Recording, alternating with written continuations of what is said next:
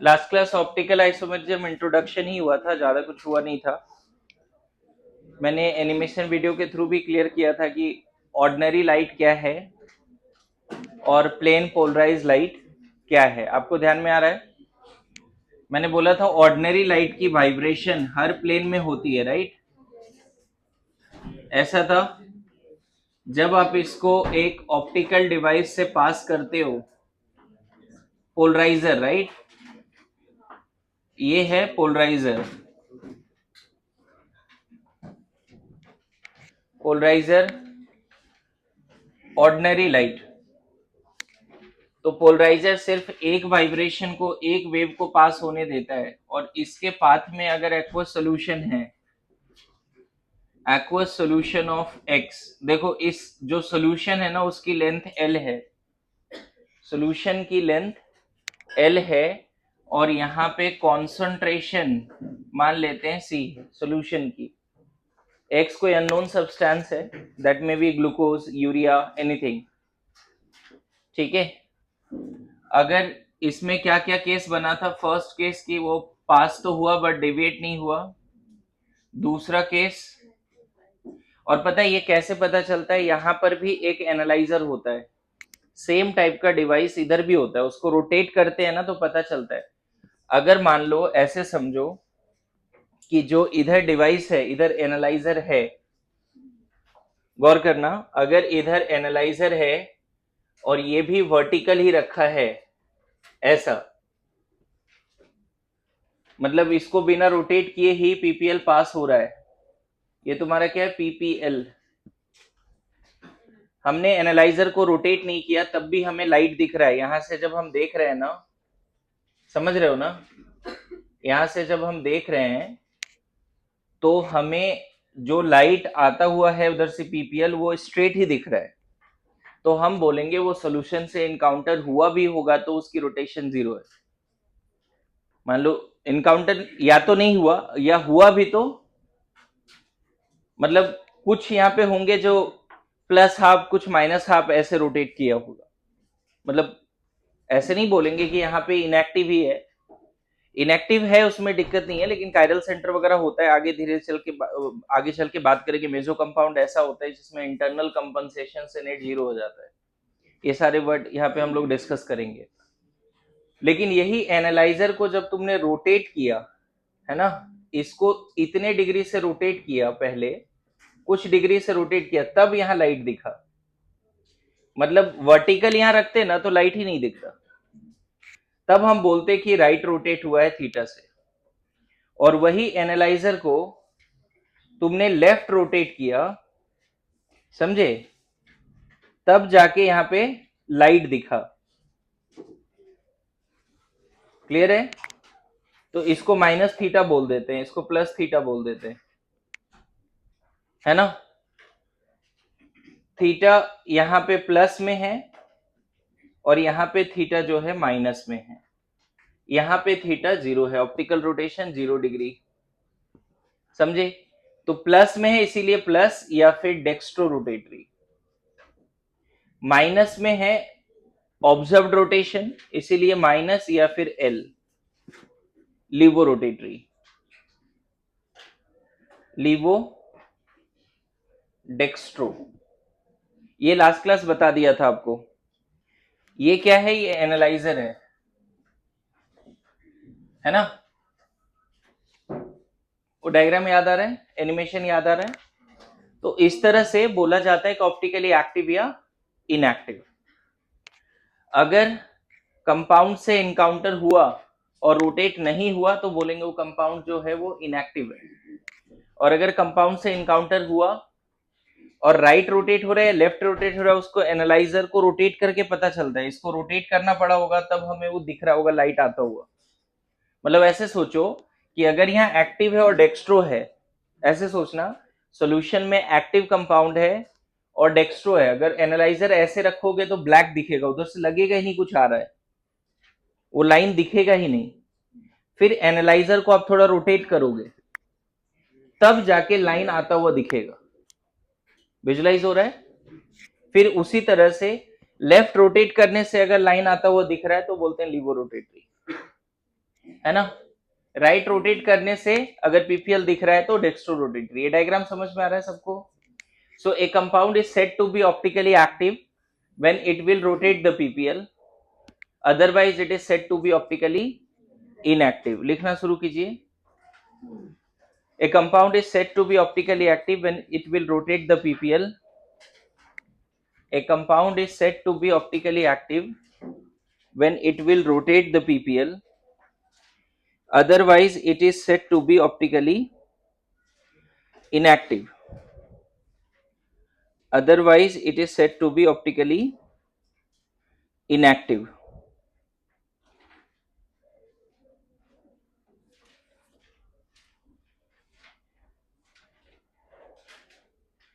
Otherwise, it is said to be optically inactive.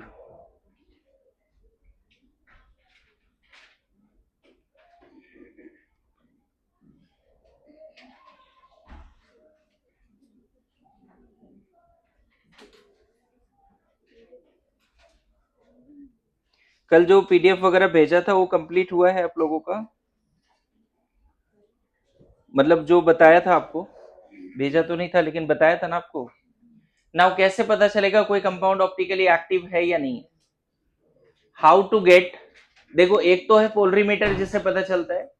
यहाँ पे ये लिख लेना, थीटा जो है ऑब्जर्व्ड एंगल ऑफ रोटेशन है। Theta is the observed angle of rotation. एक और टर्म है जिसको बोलते हैं specific angle of rotation, that is equal to theta by L into C. Specific angle of rotation, this is observed angle of rotation and this is a specific angle of rotation. मैं यहां पे समझा देता हूं। Observed angle of rotation ना बच्चे extensive property है, extensive, लेकिन ये तुम्हारा इंटेंसिव प्रॉपर्टी है। पता नहीं थर्मोडायनेमिक्स में याद आ रहा है या नहीं आ रहा है इंटेंसिव एक्सटेंसिव। मतलब कॉन्सेंट्रेशन और लेंथ अगर चेंज करोगे ना तो थीटा चेंज होगा, बट कॉन्सेंट्रेशन लेंथ कुछ भी चेंज करो अल्फा चेंज नहीं होगा, प्रोवाइडेड वर्ल्ड के जिस लैब में आप एक्सपेरिमेंट कर रहे हो पीपीएल का वेवलेंथ और टेम्परेचर सेम रखना।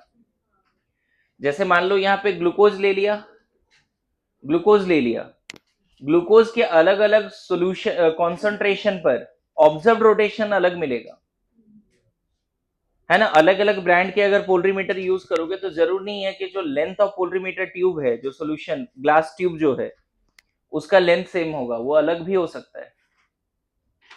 ऑब्जर्व कभी कभी पूछ सकता है कि ऑब्जर्व रोटेशन कौन से फैक्टर्स पे डिपेंड करेंगे? थीटा। तो थीटा कौन कौन से फैक्टर पे डिपेंड करेंगे? कॉन्सेंट्रेशन पर, लेंथ ऑफ पोलरीमीटर ट्यूब पर, वेवलेंथ जो पीपीएल यूज हो रहा है ना, और ऑब्वियसली टेम्परेचर। ये सब फैक्टर है जिसपे observed angle of rotation depend करेगा। समझ में आ रहा है? These are the factor on which observed angle of rotation will depend. सबको आ रहा है समझ में? लेकिन स्पेसिफिक रोटेशन सिर्फ लैम्डा और वेवलेंथ पे डिपेंड करेगा, सॉरी टेम्परेचर एंड वेवलेंथ पे।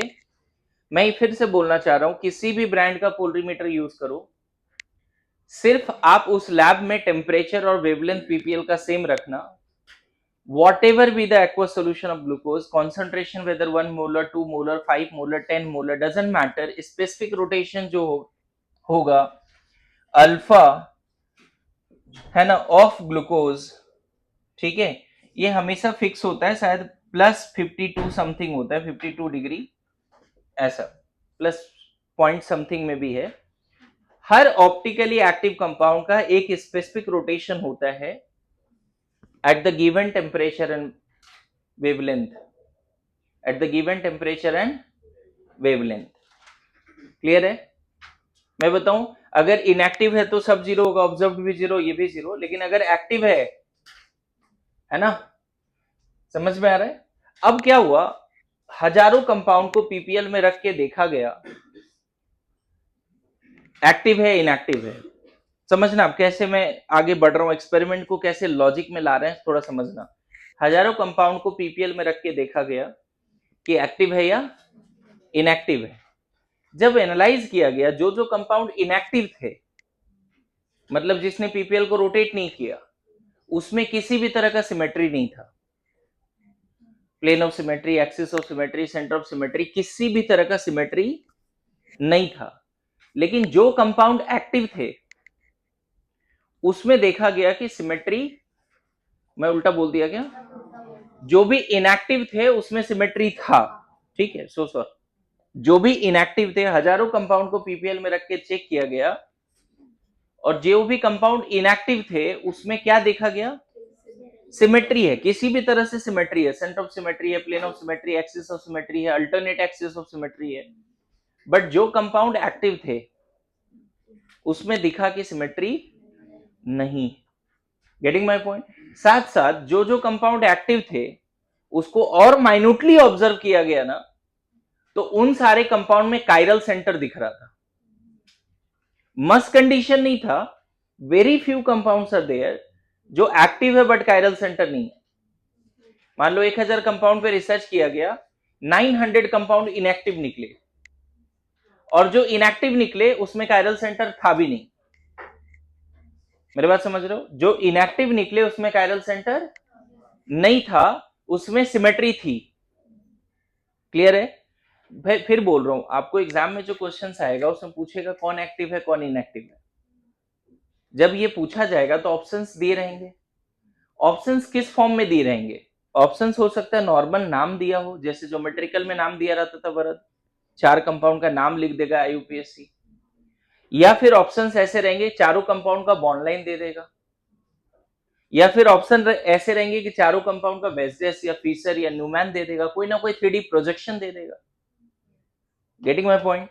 आपको उस मॉलिक्यूल को जो कॉपी में लिखने का तरीका है, जो प्रोजेक्शन है, उसको देखकर पता करना है कि एक्टिव है या इनएक्टिव है। आपको पोलरीमीटर मिलेगा नहीं, हार्डवेयर तो मिलेगा नहीं ये, और ना ही आपको फिजिकली कोई कंपाउंड मिलेगा।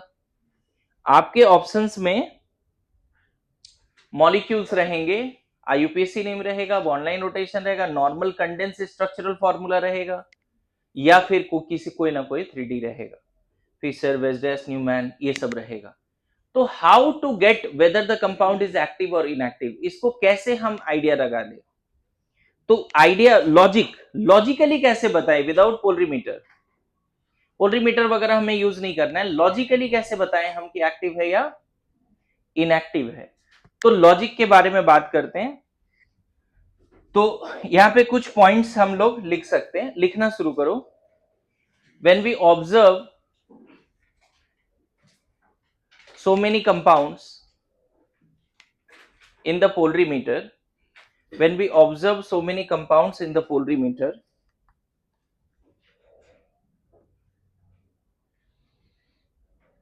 when we observe so many compounds in the polarimeter,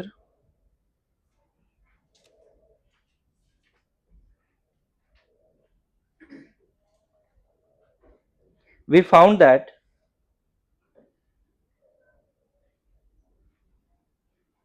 we found the following. पहला लिख लो, we found the following. We found the following. First, maximum compound which are inactive, that means not able to rotate ppl. Maximum compound which are inactive, maximum compound which are inactive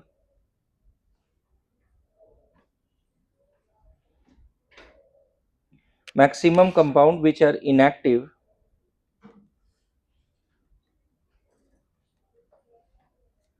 are having some kind of symmetry. Maximum compound which are inactive are having some kind of symmetry. Maximum compound which are inactive are having some kind of symmetry.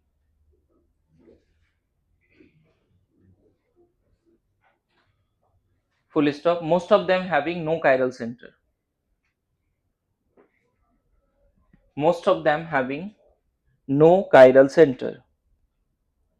इसी point में लिखो, very few of them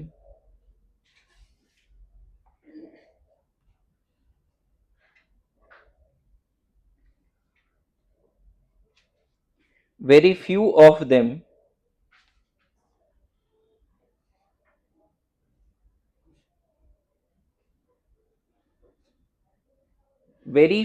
them having,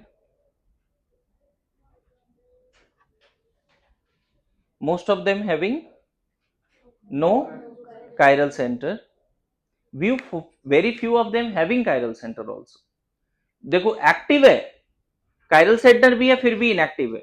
सही से समझ लेना। पहला point क्या लिखा है, जब हजारों कंपाउंड को देखा तो उसे क्या समझ में आया हमें कि मैक्सिमम इनएक्टिव है, या most of them which are inactive having some kind of symmetry. जो इनएक्टिव थे उसमें क्या थे, some kind of symmetry. Good to go.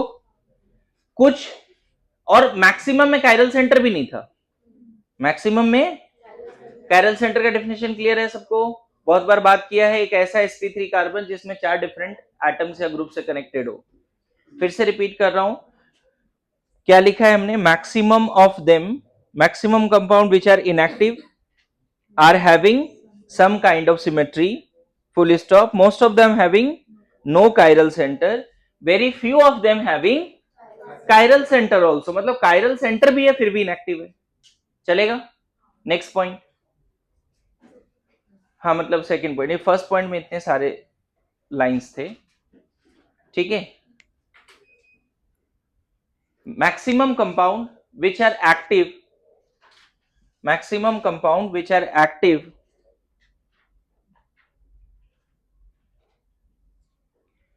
maximum compound which are active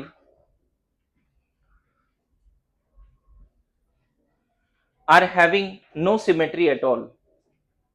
Maximum compound which are active are having no symmetry at all. जो active थे उसमें किसी भी तरह का सिमेट्री नहीं था, ठीक है।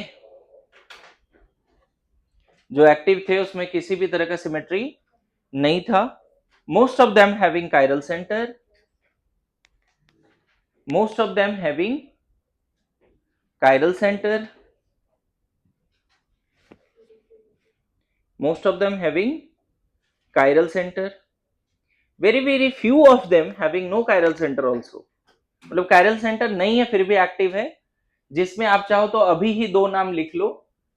एक तो ये वाला पार्ट है जिसमें chiral center नहीं है फिर भी एक्टिव है, ऐसा लेना होगा। इवन मेंबर्ड क्यूमलिन जिसके दोनों तरफ, इवन मेंबर्ड क्यूमलिन जिसके दोनों तरफ इंडिविजुअली डिफरेंट ग्रुप हो, ए बी चलेगा, ए बी सी डी भी चलेगा। एंड दूसरा था बाइफेनाइल, लेकिन बाइफेनाइल में भी एक कंडीशन है, लिख के रख सकते हो। यहां पे अगर G1 है G2 है तो यहां भी G1 G2 चलेगा। मतलब फर्स्ट के ऑर्थो पे इंडिविजुअली डिफरेंट ग्रुप होना चाहिए और सेकंड के भी ऑर्थो पे इंडिविजुअली डिफरेंट ग्रुप होना चाहिए। किसी एक के ऑर्थो पे सेम ग्रुप आ गया तो इनएक्टिव हो जाएगा। देखो ये एक ऐसे एग्जांपल है जिसमें कायरल सेंटर नहीं है फिर भी एक्टिव है, इसीलिए मैंने बोला very few of them, very few of them, है ना, very few of them not having chiral centre but active, है ना। नाउ यू टेल मी, हजारों कंपाउंड में रिसर्च से क्या कंक्लूजन निकल के आया। अगर मैं एक थ्योरी डेवलप करना चाहूं इस ऑब्जर्वेशन से, तो हम बोलेंगे एक्टिव होने के लिए क्या चाहिए हमें, सिमेट्री नहीं चाहिए, सिमेट्री, या एक्टिव होने के लिए कायरल सेंटर मस्ट भी नहीं है, लेकिन maximum compound having chiral centre are active, ये लाइन सही है। Maximum compound having no chiral centre inactive, ये लाइन भी सही है। very few compound having no chiral center but active, and also very few compound having chiral center but inactive। ये चार line लिख लो जल्दी से कंक्लूजन जैसा। मैं फिर से रिपीट कर दे रहा हूं, चार लाइन अभी बता देता हूं आपको। पहला point, maximum compound having chiral centre are active. दूसरा, maximum compound having no chiral center are inactive, maximum compound having no chiral center are inactive, maximum compound having no chiral center are inactive, maximum compound having chiral center are active, maximum compound having no chiral centre और centres, inactive, है ना। Next, very few compounds having chiral centre but inactive, very few compound having no chiral center, very few compound having chiral center but inactive, है ना। और last में क्या था, last line, very few compound having no chiral center but active। मैं फिर से repeat कर दूं चारों line, maximum compound having chiral centers are active, maximum compound having no chiral center और centers inactive, very few compound having chiral center but inactive, very few compound having no chiral center, very few compound having no chiral center but active। ये दो ही तो है आपके example में, ये दोनों एकदम रटना है, एक इवन मेंबर्ड क्यूमलिन है, एक बाइफेनाइल सिस्टम। क्लियर है। अच्छा एक चीज और यहाँ ध्यान रखना बच्चे, इसको ना ग्राम पर एमएल में लेते हैं, जो लेंथ होता है यहाँ पर स्पेसिफिक रोटेशन में, ये थोड़ा सही कर लेना एक बार, मतलब कभी कभी यूनिट पे आ गया तो थोड़ा ध्यान रखना होगा। और लेंथ को ना, लेंथ ऑफ पोलरीमीटर ट्यूब को डीएम में देते हैं, डेसीमीटर में। जब भी स्पेसिफिक रोटेशन निकालना होगा ना, तो लेंथ को डीएम में और ये ग्राम पर एमएल में देते हैं, ठीक है, ऐसा रहता है डेसीमीटर में, ठीक है। फिर से रिपीट कर रहा हूं, यहां तक समझ गए सब लोग। नाउ लिखो, सो क्या हम बोल सकते हैं presence and absence of chiral center is the final criteria for optical activity? No no, not at all, क्योंकि very few compound having chiral centre inactive भी है। अब एक दो जो मॉलिक्यूल ऐसे भी है जिसमें कायरल सेंटर नहीं है फिर भी एक्टिव है, तो लिख लो presence and absence of chiral center is not the final criteria for optical activity या ऑप्टिकली एक्टिव। नोट में एक और बात लिख लेना, प्लस माइनस या small D L R experimentally determined quantity, ठीक है, बिना पोलरीमीटर का हम बता ही नहीं सकते। Plus minus and dextrolevo are experimentally determined quantity, मतलब मैं तुम्हें अगर एक ऐसा कंपाउंड लेके ऐसा लिख दूं, अब बोलो कि बताओ ये डेक्स्ट्रो है या लीवो है, इसको देख के आप नहीं बता सकते। ये कंपाउंड लिख दूं और बोले कि डेक्स्ट्रो है लीवो है, मतलब कोई प्रोजेक्शन या किसी का नाम से बता ही नहीं सकते डेक्स्ट्रो या लीवो है। आप इसको ले जाओ लैब में, इसके फिजिकल फॉर्म को सॉल्यूशन बनाओ, पोलरीमीटर में यूज करो, तब पता चलता है डेक्स्ट्रो है या लीवो है। समझ में? जैसे ऑर्डर ऑफ रिएक्शन इज, क्या कोई रिएक्शन को देख के ऑर्डर बता सकते हैं? एक्सपेरिमेंट करने पड़ते हैं ना। अच्छा लेंथ ऑफ पोलरीमीटर ट्यूब में कंफ्यूज मत होना, वो पूरे ट्यूब का लेंथ नहीं लेना है, जहां पे सॉल्यूशन है उसका लेंथ लेना है, ऐसा नहीं कि पोलरीमीटर का लेंथ ले रहे हैं पूरा। क्लियर है? नाउ लिखो कायरल सेंटर, डेफिनेशन लिख लो, बार बार कायरल सेंटर आ ही रहा है तो एक बार इस पे कुछ क्वेश्चंस कर लेते हैं। sp3 atom connected with 4 different atoms or groups, sp3 atom connected with 4 different atoms or groups। बताइए मीथेन में कायरल सेंटर है क्या? इथेन में, प्रोपेन, ब्यूटेन, बताइए इन सब में कायरल सेंटर है? फटाफट देखिए, किसी भी कार्बन पे अगर 2 हाइड्रोजन है उसको इग्नोर करो, या किसी भी कार्बन पे 2 ग्रुप सेम है तो इग्नोर करो। नहीं है, नहीं है, हर जगह पे 2 हाइड्रोजन दिख रहा है हमें। यहां पर ये हो सकता था लेकिन यहाँ 2 मिथाइल है। यस नो, बोलिए, क्या आप बता सकते हो कोई ऐसा alkane, minimum molar mass of alkane having chiral center? Alkane चाहिए, minimum molar mass of alkane having chiral center, एक ऐसा अल्केन चाहिए जिसमें कायरल सेंटर हो। तो देखो ऐसा होने के लिए, है ना, कम से कम इतना तो चाहिए, देखो अब कायरल सेंटर एक मिला, एक ही मिला है ना, तो कितने, कौन से अल्केन, क्या ये कितने दिख रहे कार्बन यहाँ पे, 4 और 3 7 ना, 6 कार्बन वाले अल्केन से कायरल सेंटर जनरेट करके दिखाओ। 6 कार्बन वाला अल्केन में कौन कौन सा स्ट्रक्चर होता है देखो, एक ये हो गया, 1 2 3 4 5 6, एक ये हो गया। 6 कार्बन वाले अल्केन में एक स्ट्रक्चर ये भी है। अब चेक करो, इतने मिले अभी, इतने मिले ना। 6 कार्बन वाले में एक तुम चाहो तो ये भी बना सकते हो। आपको याद है क्वेश्चन दिया था कि हेक्सेन के कितने स्ट्रक्चरल आइसोमर है, बनाओ कितने स्ट्रक्चर, तो हेक्सेन पेंटेन के 3 ही बने थे, और मैंने हेक्सेन हेप्टेन बोला था, याद है, एक रिकॉर्डिंग में किया भी हेप्टेन। तुषार ने भी बताया था कि कोई फॉर्मूला था शायद, क्या था जी, याद किया हुआ था। तो इसका बताओ कितना है हेप्टेन का, सॉरी हेक्सेन का, हेक्सेन का कितना होगा टोटल, तुमने देखा था ना लेक्चर शायद, तो बताओ 4 या 5, 5 है, 5 है, 4 तो मुझे दिख रहा है normal, 2 methyl pentane, 3 methyl pentane, 2 3 dimethyl butane, और एक क्या बोल रहे हो तुम लोग, एक कार्बन पे ही 2 ले आए ना, ये वाली ना, हाँ सही है। तो मुझे लग रहा है 5 सही है, 5 ही है तुषार, क्या किसी में कायरल सेंटर है, चेक करो। 6 कार्बन वाले अल्केन का जो भी पॉसिबिलिटी था सब यहाँ है, अगर कहीं कायरल सेंटर मिल जाता तो समझ में आता। देखो ना, हर जगह पे 2 हाइड्रोजन तो है ही कम से कम। आप ऐसे चेक मत करो, क्या कोई ऐसा कार्बन है जिसमें 2 हाइड्रोजन नहीं है, या कोई ऐसा कार्बन है जिसमें 2 ग्रुप सेम नहीं है, इसमें तो सब में 2 ग्रुप सेम है। इसमें ये वाले पे भी देखो 2 मिथाइल है, यहां पर 2 इथाइल है, अरे यस नो, इधर 2 मिथाइल 2 मिथाइल, इधर तो 3 ग्रुप सेम है। तो 6 कार्बन वाले से बनना ही नहीं है।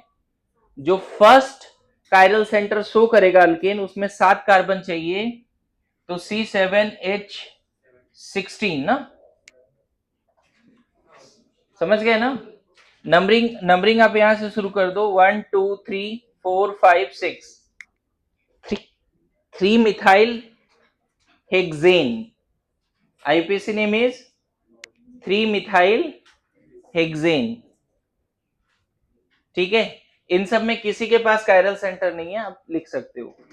7 कार्बन अल्केन में चाहिए, तब जाके कायरल सेंटर दिख रहा है नाउ। लेकिन अगर नॉर्मल बात करो ना बच्चे, तो आप चाहो तो ऐसे कर सकते हो, देखो यहाँ पे Br और यहाँ F रख सकते हो। सिर्फ एक कार्बन में भी कायरल सेंटर आ रहा है, लेकिन तुम्हें अदर एटम या ग्रुप यूज करना पड़ेगा। सी, अगर ऐसे लिख दें CH D Br F, क्या ये कायरल नहीं है, क्या है कि नहीं है, बोलो यस नो। ठीक है, अभी जो क्वेश्चंस लिख रहा हूं उसमें कायरल सेंटर को स्टार मार्क करो। मैं नॉर्मल बॉन्ड लाइन डायग्राम लिखूंगा, उसमें कायरल सेंटर को स्टार मार्क करो, ठीक है, फटाफट लिखिए।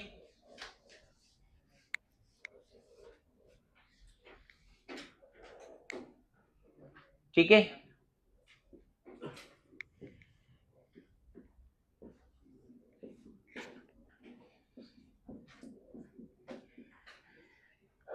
कायरल सेंटर को स्टार मार्क करना है, sp3 एटम ही ढूंढना है आपको, sp2 नहीं ढूंढ सकते।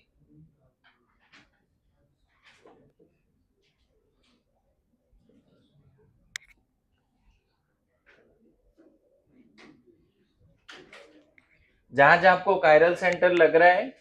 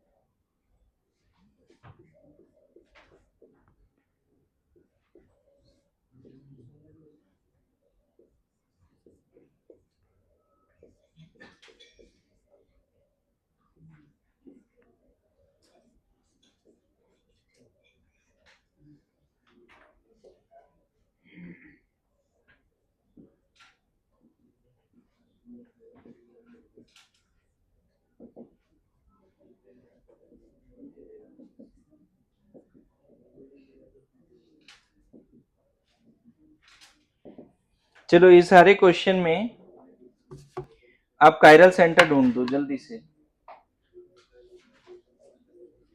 You have to find chiral center in all the questions.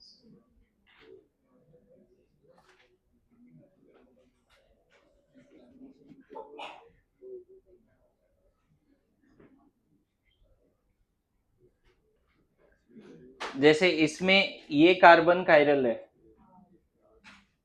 कैसे?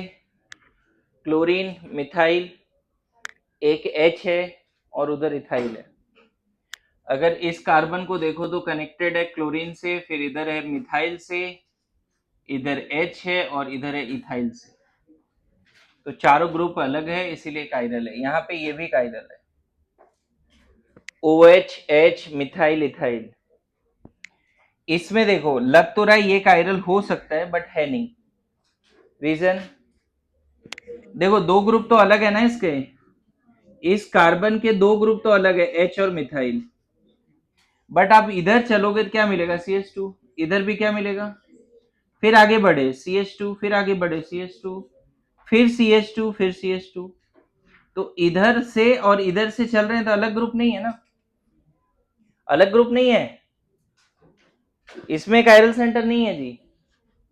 सिर्फ ये कार्बन कायरल हो भी सकता था लेकिन वो भी नहीं है, क्योंकि इधर से और इधर से सेम, कहीं भी डिफरेंस नहीं मिल रहा है, कितना भी आगे चले जाओ। क्लियर हो रहा है? बोलो, कहीं भी डिफरेंस नहीं मिल रहा है, कितना भी आगे चले जाओ। अरे यस नो, क्लियर है? हाँ, इसमें देखो तो ये कायरल है। अब बोलो कैसे सर?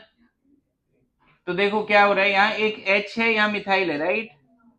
इधर गए तो sp3 है लेकिन इधर sp2 है ना, अलग है ना। हाइब्रिडाइजेशनल डिफरेंस हो सकता है, डिग्री में डिफरेंस हो सकता है, यहाँ तो डिग्री में भी डिफरेंस नहीं था। अगर इधर 3 डिग्री इधर 2 डिग्री होता तो बोलते कि अलग है। यहां से ऐसे चलो या ऐसे चलो सेम है। इसमें देखो ऐसा नहीं है, इधर चल रहे हैं तो sp2, इधर चल रहे हैं तो sp3, और दो ग्रुप तो अलग है ही ऊपर। इसमें ये दोनों कायरल है, सोच के देखना कैसे। चलो ऐसे समझते हैं, बताओ ये कार्बन दो बाहर तो दो अलग ग्रुप है, मिथाइल और H। इधर चल रहे हो तो 2 डिग्री कार्बन मिल रहा है, नीचे चल रहे हो तो 3 डिग्री कार्बन मिल रहा है। इसके कुछ 3D एक्टिव होंगे और कुछ 3D इनएक्टिव होंगे, ये ऐसे केस है, करेंगे डिस्कशन उस पे। फिर से रिपीट कर रहा हूं, ये कैसे कायरल है सब लोग देखो। फिर से इधर ये वाले कार्बन में मिथाइल हाइड्रोजन दो ग्रुप तो अलग है, इधर चल रहे हैं तो 2 डिग्री कार्बन, इधर चल रहे हैं 3 डिग्री कार्बन, क्योंकि यहां भी H और मिथाइल है। अच्छा ये कायरल कैसे है? ये वाली कायरल कैसे है? मिथाइल H, इधर चल रहे हैं तो 2 डिग्री, ऊपर चल रहे हैं तो 3 डिग्री, तो इसमें दो कायरल है। सिमिलरली इसमें भी दो कायरल है, चेक कर लेना, इसमें भी दो कायरल है। फिर से यहां पे देख, दो कायरल कैसे? H और मिथाइल, और यहां भी तो H मिथाइल है। चलो इस पे आ जाओ पहले, इधर इधर सब लोग। H मिथाइल उधर चला, क्या मिला? 3 डिग्री, इधर चला 2 डिग्री, अलग हो गया। अच्छा ये कायरल कैसे है? H है, मिथाइल है, इधर चल रहे हैं, इधर चल रहे हैं 2 डिग्री। आ रहा है समझ में? दो कायरल सेंटर। इसमें कायरल सेंटर होगा क्या शार्दुल, बताओ? नहीं ना। देखो यहां दो ग्रुप तो अलग है, मिथाइल हाइड्रोजन तो है, बट CH2 अलग मिला।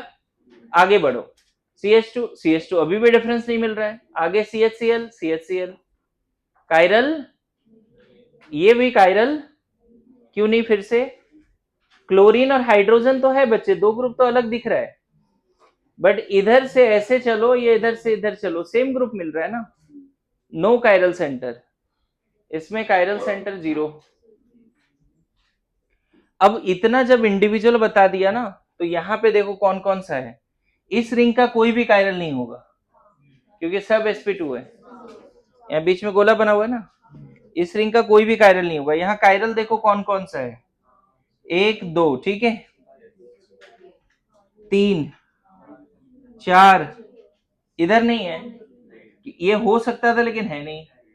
और ये नाइट्रोजन भी कायरल है। नाइट्रोजन पे 4 ग्रुप कौन कौन से, लोन पेयर को भी ग्रुप मानना है।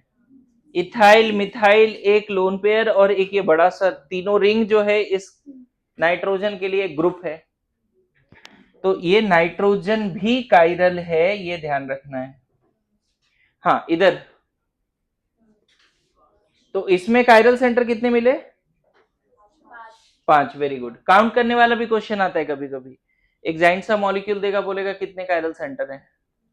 इधर 1 2, ये भी कायरल है देखो, और ये भी कायरल है। अब बोलोगे ये दोनों कैसे कायरल है, चेक कर। एक H है, इधर जा रहे हैं CHCl मिल रहा है, इधर जा रहे हैं CH2 मिल रहा है, और नीचे जा रहे तो 3 डिग्री कार्बन भी मिल रहा है, CH सिर्फ CH मिल रहा है।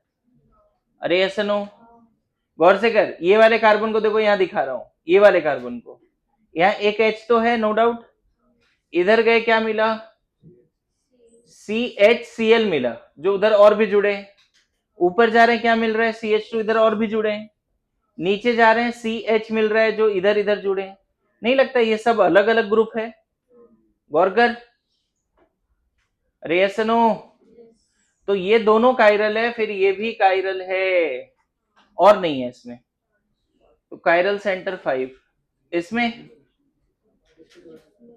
इस रिंग में एक भी नहीं, 1 2 3 4 5 6 7, नाइट्रोजन भी कायरल है। नाइट्रोजन अगर देखो, अगर ऐसा क्वेश्चन आगे एक्टिव है या नहीं है, कायरल सेंटर चेक करो। अगर है तो कम से कम ये आंसर तो बढ़ गया ना ज्यादा, कि हो सकता है कायरल है। मस्ट नहीं है लेकिन पता तो चल सकता है, हाँ ये कायरल हो सकता है, कि उसमें कायरल सेंटर दिख रहा है। आपसे बोल रहा है एक्टिव है या नहीं है, तो आप कायरल सेंटर अगर ढूंढ पाते हो ना कि एक भी कायरल सेंटर है, एक से ज्यादा है, तो एक्टिव होने के चांसेस बढ़ जाते हैं। इसमें बस एक कायरल है, ये वाली, ये नहीं है, क्योंकि इधर और इधर सेम ग्रुप है देखो, बाकी सब पे 2H है तो है ही नहीं। इसमें बताओ दूसरा कायरल है या नहीं है, है कौन, लोन पेयर रेजोनेंस में हो तो sp2 होता है, ये नो कायरल। लोन पेयर अगर रेजोनेंस में हो तो नाइट्रोजन sp3 होता ही नहीं। आपको हाइब्रिडेशन क्या चाहिए बच्चे, है ना, हाइब्रिडेशन क्या होना चाहिए, sp3।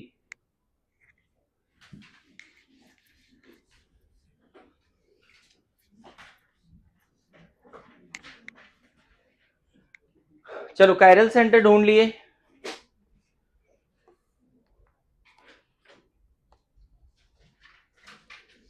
लिखो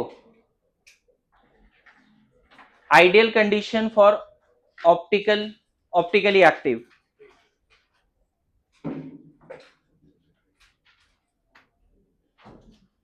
देखो क्या ऐसा बोलना सही होगा कि कायरल सेंटर है तो हमेशा एक्टिव होगा, नहीं ना। अभी देखा हमने, थोड़ा बहुत बात समझे, और वो भी देखा कि अभी ऐसे एग्जांपल ज्यादा दिए नहीं है, लेकिन आपको मैंने ये बताया हजारों मॉलिक्यूल पे जब एक्सपेरिमेंट हुए तो कुछ मॉलिक्यूल ऐसे भी मिले जिसमें कायरल सेंटर था बट इनएक्टिव था, and very very few molecules are also there जिसमें कायरल सेंटर नहीं है फिर भी एक्टिव है।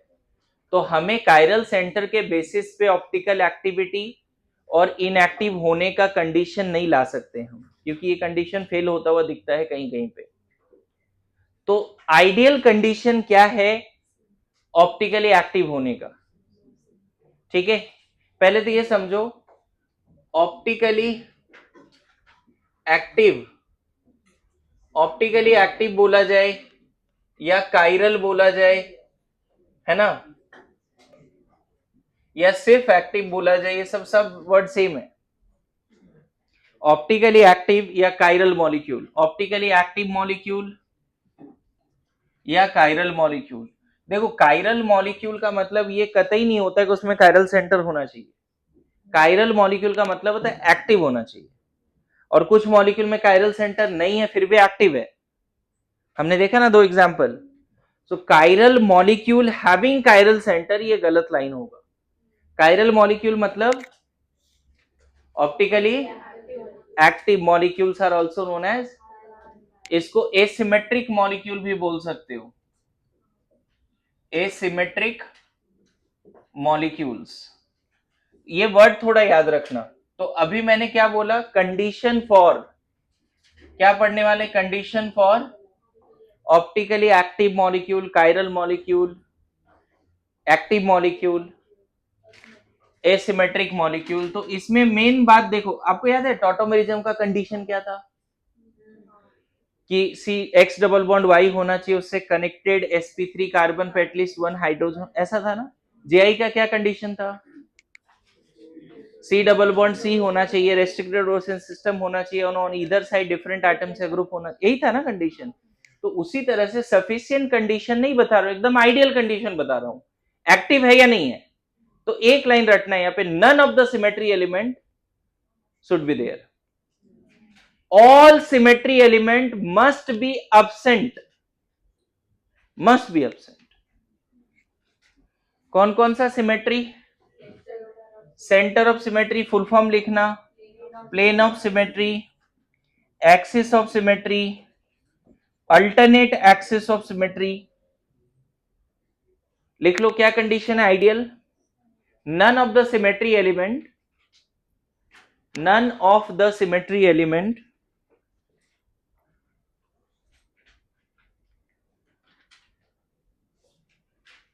Will be present in the molecule. किसी भी तरह का सिमेट्री वहां पे प्रेजेंट नहीं होना चाहिए। ये तो आइडियल कंडीशन है, लेकिन इतने सारे सिमेट्री ढूंढते ढूंढते एक क्वेश्चन में 10 मिनट लग जाएंगे, ज्यादा लग जाएगा, पता चला सिमेट्री ढूंढ ही नहीं पाए। तो जैसा कंडीशन है ना उसके हिसाब से ऑप्टिकली एक्टिव ढूंढना ही नहीं, आपको सिमेट्री के पीछे नहीं जाना है। और अगर लास्ट के सिमेट्री के पीछे जाना पड़ गया, मान लो किसी भी तरीके से क्वेश्चन बनता हुआ नहीं दिख रहा है, हमें याद भी नहीं है बाइफेनाइल है या क्यूमलिन है, कुछ भी कोई भी तरीके, तो सिमेट्री पे जाना पड़ सकता है, लास्ट ऑप्शन होगा। मेरे बात समझना, ये तो मैंने लिखा दिया कंडीशन। टॉटोमेरिज्म में डायरेक्टली जो कंडीशन लिखाते हैं उसी से चेक करते हैं। अरे यस नो, टॉटोमेरिज्म में जो कंडीशन लिखाते हैं या जीआई में जो कंडीशन लिखा है उसी से चेक किया कि एक्टिव है या नहीं है। सॉरी, जीआई शो करेगा या नहीं करेगा, ऐसा था ना। ऑप्टिकली एक्टिव है या नहीं है, इसमें जो कंडीशन लिखाऊंगा ना उसी से चेक करोगे तो क्वेश्चन बनेगा जरूर, लेकिन टाइम बहुत लग जाएगी। रीजन, उस मॉलिक्यूल को 3D में विजुलाइज करके उसमें ये सारी चीजें ढूंढनी पड़ती है, नॉर्मल स्ट्रक्चर में थोड़ी ढूंढना पड़ता है, 3D में विजुलाइज करके ढूंढना पड़ता है, जो अपने आप में एक बहुत ज्यादा टीडियस वर्क है। तो क्या शॉर्टकट में जाएंगे, कैसे पता करेंगे एक्टिव है या नहीं है, पोलरीमीटर यूज नहीं कर सकते, जो आइडियल कंडीशन है उसको भी यूज नहीं कर सकते, तब क्या यूज करेंगे भाई, क्या यूज करेंगे। ऑब्वियसली कायरल सेंटर अगर होगा तो एक्टिव होने के चांस ज्यादा है, मैक्सिमम है। कुछ कुछ इस तरह के वर्ड सीखेंगे। मैं फिर बोल रहा हूं, अगर ऐसा क्वेश्चन आया कि एक्टिव है इनएक्टिव है, तो मॉलिक्यूल को देख के अगर पता चल रहा है कि अरे नहीं यार इसमें तो सिमेट्री हो ही नहीं सकता, तब तो बोल दो एक्टिव है। लेकिन एनी हाउ 2 मॉलिक्यूल को लेके कंफ्यूज हो रहे हो, लगता है इसमें सिमेट्री आ सकता है इसमें नहीं आ सकता है, फिर गड़बड़ हो जाएगी, फिर शॉर्टकट की तरफ जाना पड़ेगा। तो लिखो सफिशिएंट कंडीशन, लिख लो sufficient condition for optically active या chiral molecule. Alternate axis of symmetry and एक है सिर्फ एक्सिस ऑफ सिमेट्री। क्या लिखा, सफिशिएंट कंडीशन, सफिशिएंट कंडीशन में लिखो absence of POS and COS together, बस इतना चेक करो। sufficient condition, absence of POS COS together, absence of POS and COS together। मैं बताऊं 99.9999% मॉलिक्यूल, ऑलमोस्ट 100%, ये दोनों नहीं है ना तो अदर सिमेट्री भी नहीं है। मतलब POS और COS नहीं है तो अदर सिमेट्री भी नहीं होगा, तो इसीलिए हम सारी चीजें चेक नहीं करेंगे, दो चीजें चेक करेंगे। और पता है एक भी आ गया तो इनएक्टिव, अगर पीओएस है या सीओएस है या दोनों है इनएक्टिव। कायरल सेंटर है नहीं है उससे कोई फर्क नहीं पड़ता, लिख लेना इफ बोथ आर प्रेजेंट और any one of them are present, मतलब sufficient condition for optical inactivity में क्या बोल देंगे, इफ बोथ आर प्रेजेंट और any one of them are present, क्या बोल देंगे हम लोग, इनएक्टिव, है ना। तो पहले हम लोग सीओएस का पीओएस का डेफिनेशन लिख लेते हैं। लिखो पीओएस, जल्दी क्विक लिखना। रिमोट किसके पास है जी, इधर तो नहीं दिख रहा है, एक बार पास कर दो प्लीज। लिखिए, an imaginary plane, plane of symmetry का डेफिनेशन लिखो पीओएस का, an imaginary plane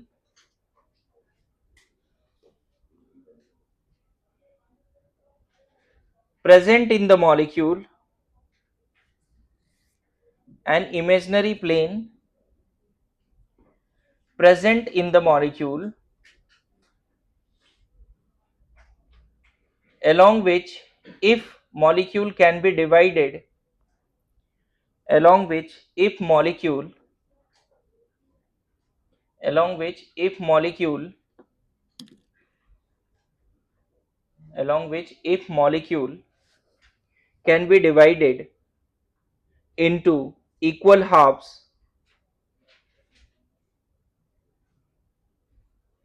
along which if molecules are divided into equal half which are mirror image of each other,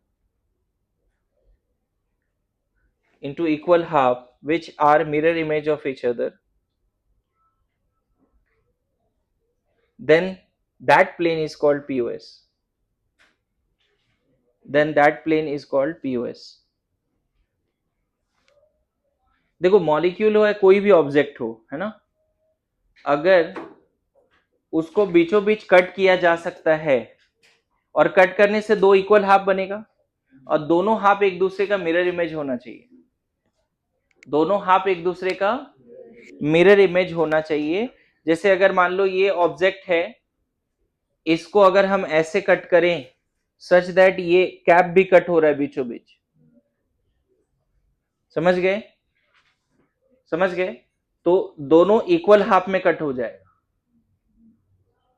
उसी तरह से ये तो ऑब्जेक्ट है, कोई भी मॉलिक्यूल होगा, क्लियर है। जैसे मान लो ये बैग है, क्या इसमें पीओएस है, सोचना है, इसमें पीओएस है, किसी भी तरह से ऐसे कट होगा तो ये वाला पार्ट इधर तो है, इधर है क्या, दो इक्वल हाफ में चेंज हो रहा है तो वो दोनों हाफ, हाँ हो सकता है कि ऐसे कट करो ये भी कट होगा तो भी नहीं मिल रहा है, समझ में आ रहा है। तो आपको 3D में पीओएस कैसे ढूंढना है, कोई मान लो यहां इस रूम में जो भी ऑब्जेक्ट दिख रहा है उसमें पीओएस कैसे ढूंढना है। जैसे ग्लास है, इसमें पीओएस है या नहीं है ना, है, दिख रहा है, इवन बहुत सारे पीओएस हैं, ये वाला पीओएस है क्या, दो हाफ एक दूसरे का क्या होना चाहिए, एग्जैक्टली मिरर इमेज होना चाहिए, दो हाफ एक दूसरे का, ये इसमें होगा पीओएस, है, ऐसे भी है, ऐसे भी है, ऐसे भी है, समझ में आया। बहुत बार क्या होता है एक ऑब्जेक्ट में एक ही पीओएस होगा, ऐसा बोलना गलत है, बहुत सारे पीओएस हो सकते हैं, यस या नो, लेकिन आपको किसी ऑब्जेक्ट में पीओएस नहीं ढूंढना है, आपको पीओएस ढूंढना है मॉलिक्यूल में, और मॉलिक्यूल में भी जनरल स्ट्रक्चर में नहीं ढूंढना है, उसके 3D में ढूंढना है। मेरी बात आ रही समझ में, बोलो, अरे यस या नो। ह्यूमन बॉडी में पीओएस होगा, सोचो, हो जाएगा,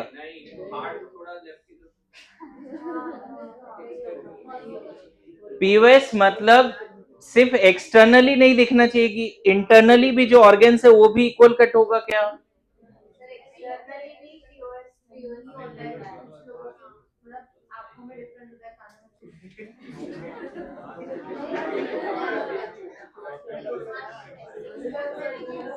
ठीक, ठीक है, बायो स्टूडेंट है तुम लोग, सही बात है।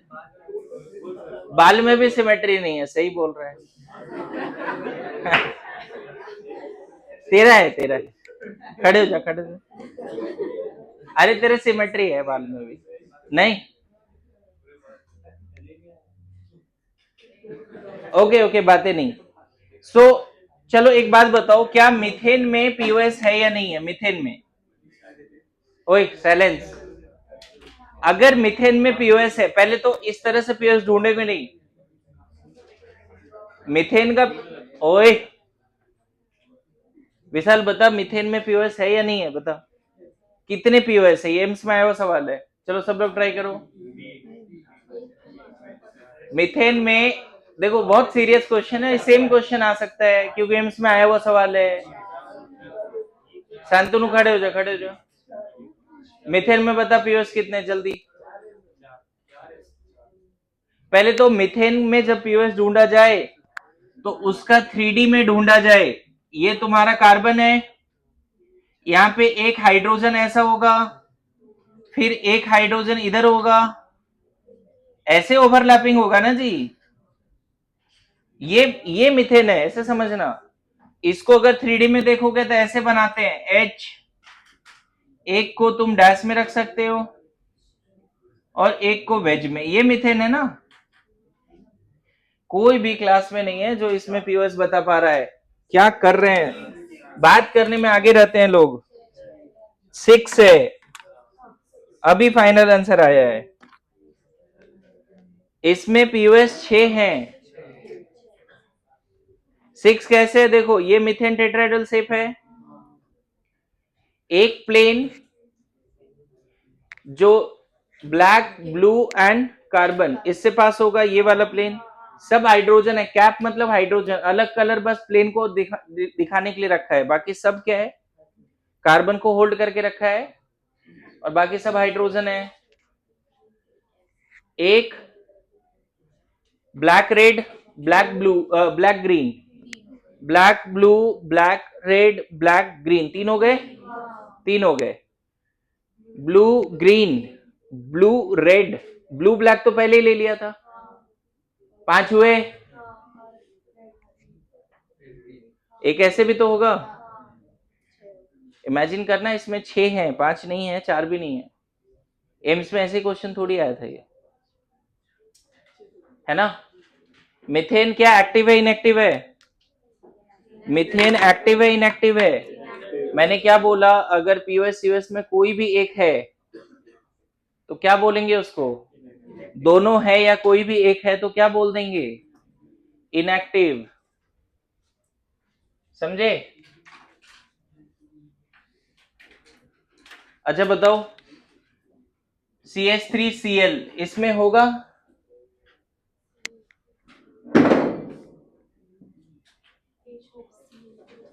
ऐसा है मान लो, अरे इसमें होगा नहीं होगा 3D में, बताओ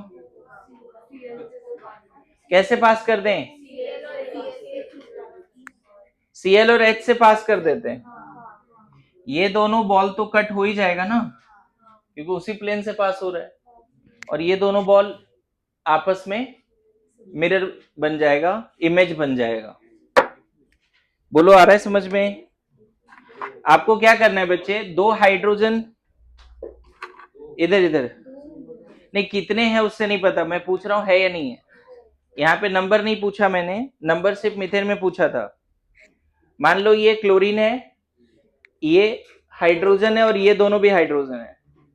ध्यान रखना, जो एटम, जिस एटम से प्लेन पास हो रहा है वो तो कट हो ही जा रहा है, ये बड़े साइज का भी है, छोटे साइज का भी, तो भी ये कट हो रहा है, और ये दोनों एटम एक दूसरे का इमेज है। फिर से रिपीट कर रहा हूं, जिस प्लेन पे जो जो एटम आ जाएगा उसके बारे में नहीं सोचना, वो तो कट हो ही रहा है। प्लेन के बाहर जो एटम या ग्रुप है वो एक दूसरे का मिरर इमेज दिखना चाहिए। क्या बोला, समझ में है? प्लेन पे जो एटम आ रहा है वो तो कट हो ही रहा है, बोलो क्लियर है? तो इनएक्टिव एक्टिव पीओएस है। चलो ये बताओ, CH2Cl Br,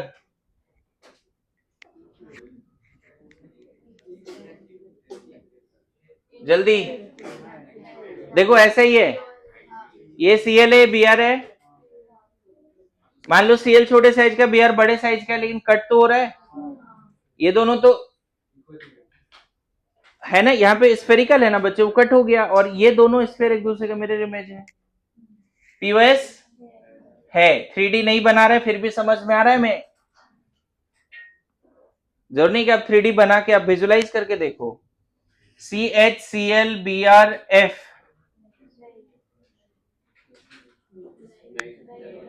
हाँ अब देखो तुरंत तुम्हें समझ में आ रहा होगा कि कायरल सेंटर आने से क्या फर्क पड़ा। एक जैसे ही कायरल सेंटर आया, इधर देख, ये सब अलग कलर है, एक H है, बाकी ClBrF है। किसी भी प्लेन के अबाउट कट कर दो, क्या H जो है F का मिरर इमेज होगा? नहीं। तो इसमें पीओएस नहीं है, पीओएस नहीं है, और ये एक्टिव भी होता है, इसमें कायरल सेंटर भी है। अभी देखो, जो 1 से 3 ऑप्शन है वो इनएक्टिव है, ठीक है। पीओएस थोड़ा थोड़ा आइडिया लग रहा है बच्चे? पीओएस बोलिए।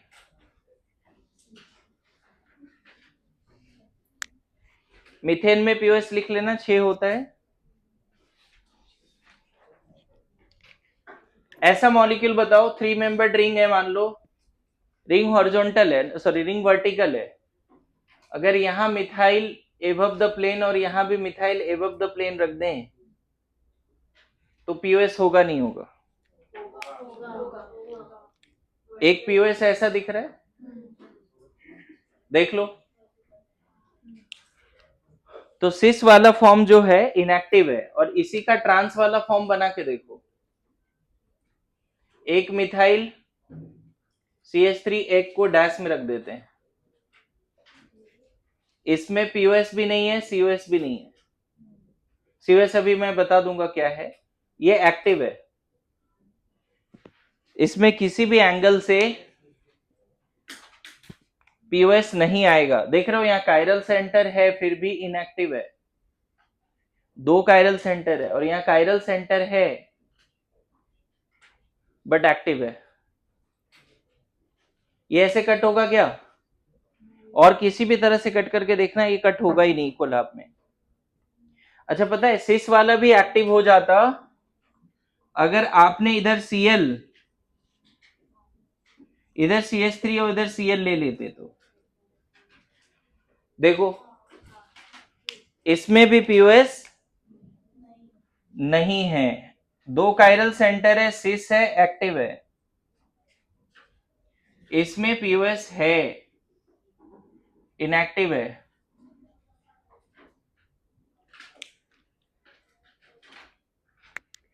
थोड़ा थोड़ा आइडिया लग रहा है? Molecule having chiral centre but inactive. आपको किसी ऑब्जेक्ट में पीओएस यूएस नहीं ढूंढना है, आपको ढूंढना है उस मॉलिक्यूल के 3D में।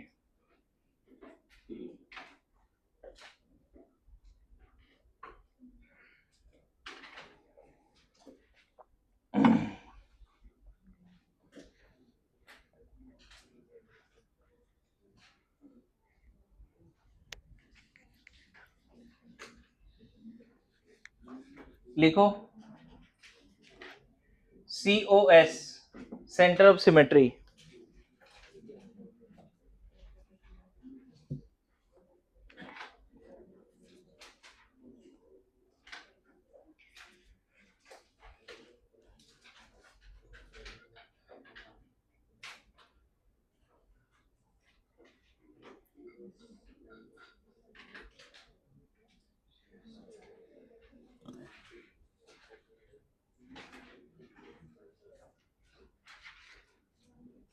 लिखिए, center of symmetry, it is the point present at the center of molecule, it is the point present at the center of the molecule, it is the point present at the center of the molecule through which if straight lines are drawn,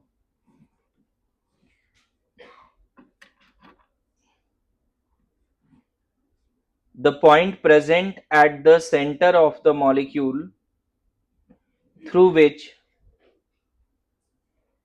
if straight lines are drawn,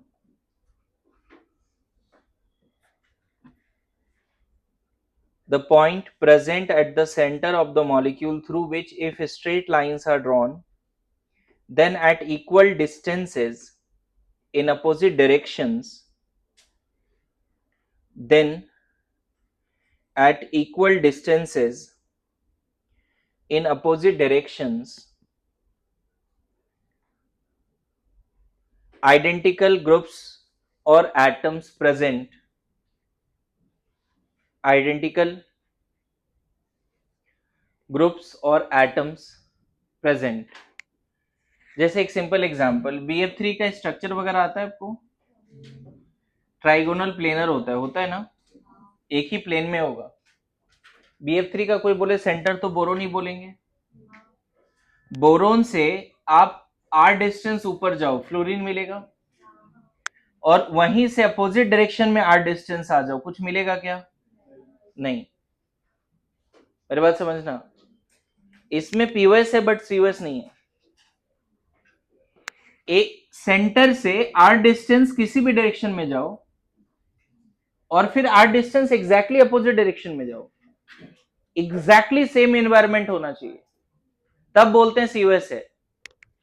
जैसे यहां से अगर r distance इधर गए तो क्या मिला, लेकिन अपोजिट जा रहे हो, कुछ मिल रहा है? नहीं। यहां से r डिस्टेंस इधर आ रहे हो, क्या मिल रहा है? अपोजिट जा रहे हो, कुछ मिल रहा है?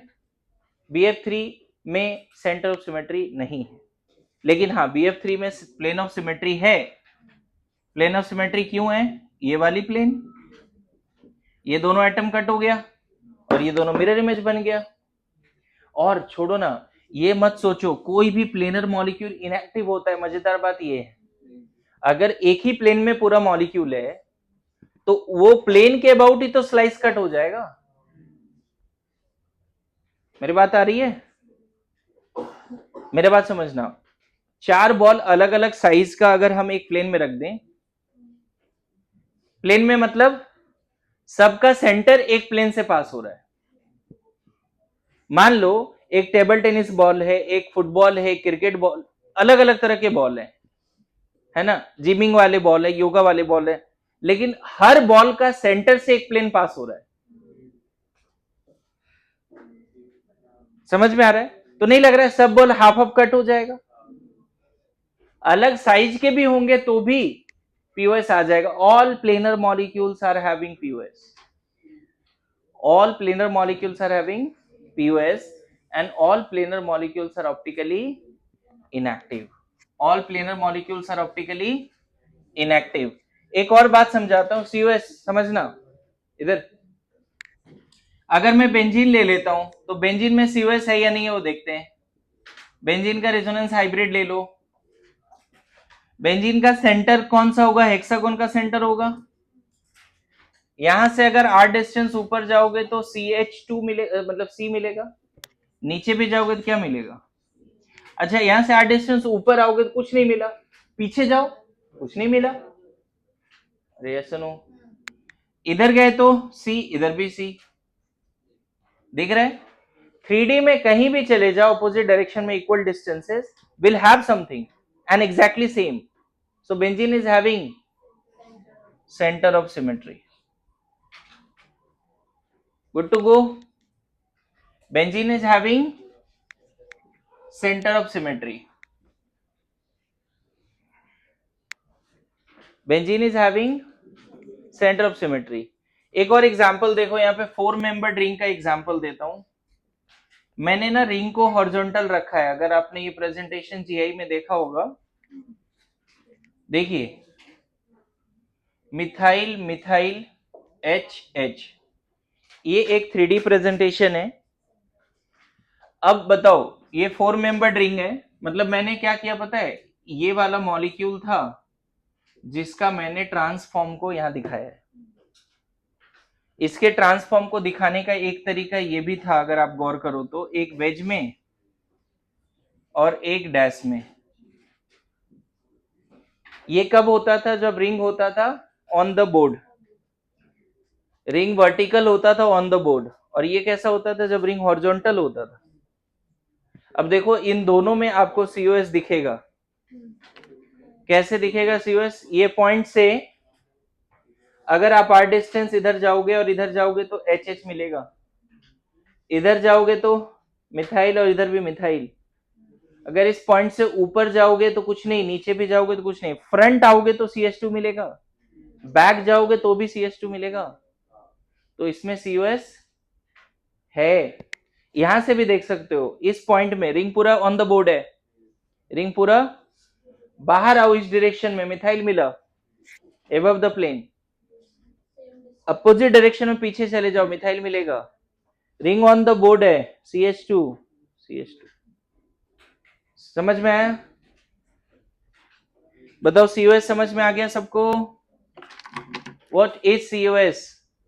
It is the point at the center of the molecule about which if straight lines are drawn at equal distances in opposite direction, you will get the same thing.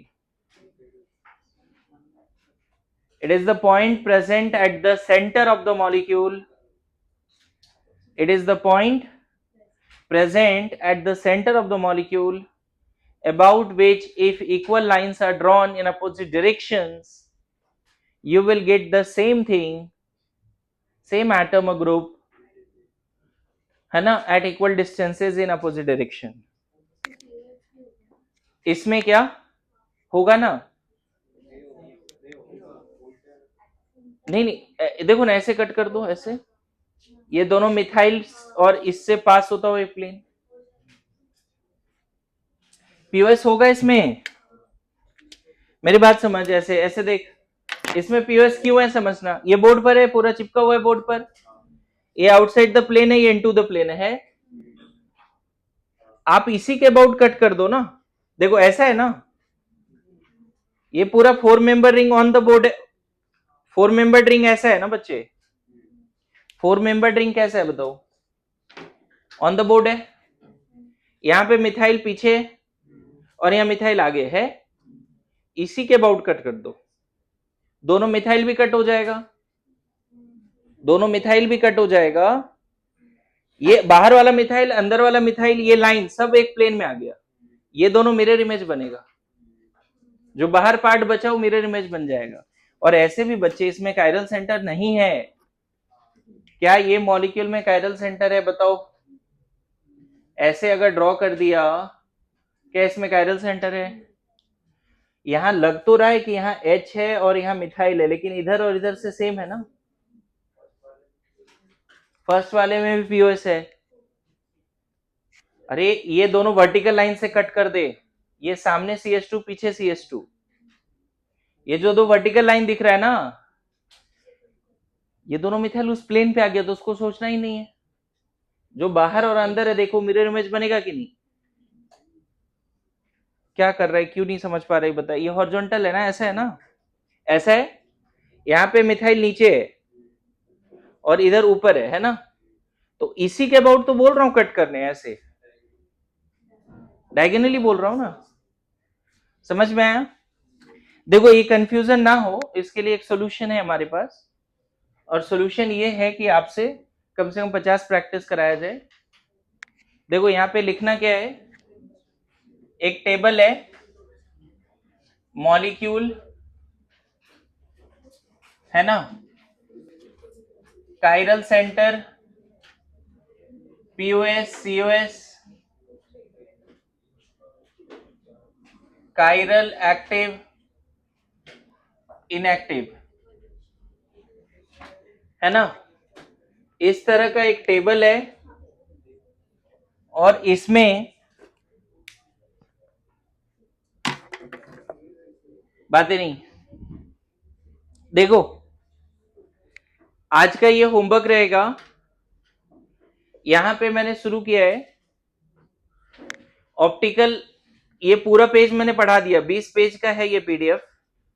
लेकिन यहां पे क्या है, देखो यहां से शुरू होता है क्वेश्चंस, ये पूरा क्वेश्चंस है, अलग अलग इधर मॉलिक्यूल का 3D दिया हुआ है, लगभग 50 प्लस क्वेश्चंस हैं, 51 क्वेश्चंस हैं, ये आपको इस टेबल में डाल देना है, ठीक है। 5 पे छोड़ना है ये टेबल बना के, उसके बाद लिखेंगे। जैसे मान लो एक मॉलिक्यूल ऐसा ले लेते हैं, सपोज एक मॉलिक्यूल ऐसा ले लेते हैं, गौर करना, Cl Cl इस तरह से दिया रहेगा, बोलेगा एक्टिव है इनएक्टिव है, तो कायरल सेंटर 2 है, पीओएस है, सीओएस नहीं है। कायरल सेंटर 2 है बट पीओएस है, और सीओएस क्यों नहीं है, क्योंकि यहां से इधर जाओगे तो मिलेगा CH2, ऊपर जाओगे तो C मिल रहा है। अरे यस नो, सीओएस तो नहीं है, दोनों में से एक भी टिक हुआ तो ये क्रॉस कर दो, ये टिक कर दो, ये दोनों क्रॉस होगा तभी ये टिक होगा। बोलो, इसमें इसी समझे कैसे क्वेश्चंस करने बच्चे, इसमें सारे PYQ भी डाल देना अगर लगता है तो। इधर देख, मान ली ये दे दिया,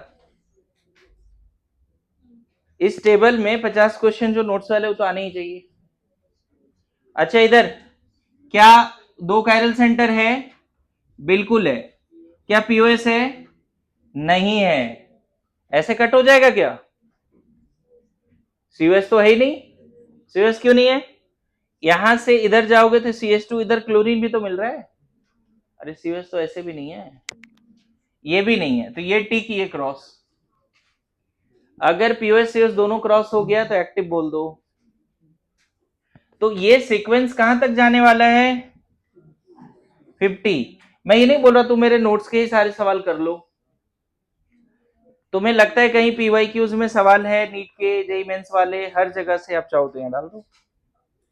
अब हो क्या रहा है बच्चे, मैं बता दूं, तुम लोग इसको पता नहीं कितना ही सीरियस लेते हो, ये पार्ट पूरा पढ़ेंगे, एक क्वेश्चन, टाइम तो जा ही रहा है, पूरे ऐसे मेरे स्ट्रक्चरल स्टीरियो सब बता रहा हूं, लेकिन कोऑर्डिनेशन इससे कम मेहनत में 3 क्वेश्चन, तो उसको लाइटली नहीं लेना। गेटिंग माय पॉइंट, मतलब आप चाहो तो 50 की जगह 25 करो, लेकिन कोऑर्डिनेशन होना चाहिए अच्छे से, करना तो ये भी है, ठीक है। तो टेबल नोट से करना है, जो ये भी पीडीएफ आपको टैब पे मिल जाएगा, सिर्फ नाम है ऑप्टिकल, पीडीएफ का नाम क्या है, ओनली ऑप्टिकल पीडीएफ 20 पेजेस, बस, ठीक है। नाउ लिखो, आगे लिखो,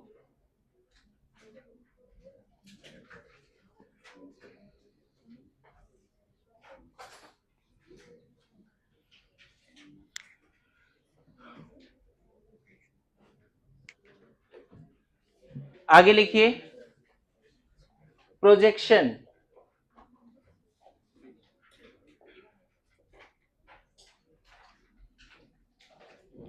पांच छह पेज छोड़ के लिखना है ना, क्योंकि टेबल करना है कभी भी मौका मिले तो। प्रोजेक्शन सबसे पहला है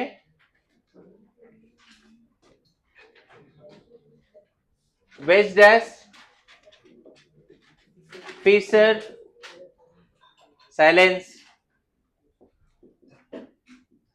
न्यूमैन,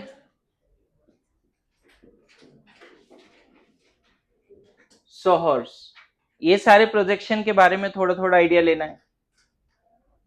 अभी जो मैंने वहां पे ड्रॉ किया ना वो वेजडेस ही है, कुछ एटम से सबको नहीं दिखाया वेजडेस में, लेकिन कुछ जो अलग ग्रुप्स थे उसको दिखा दिया वेजडेस में, एच को नहीं दिखाया, ठीक है।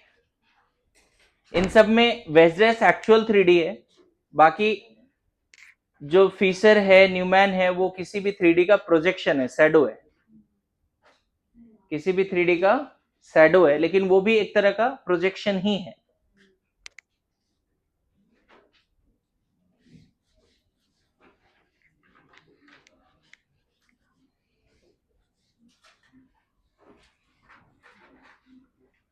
देखिए जो वेजडेस है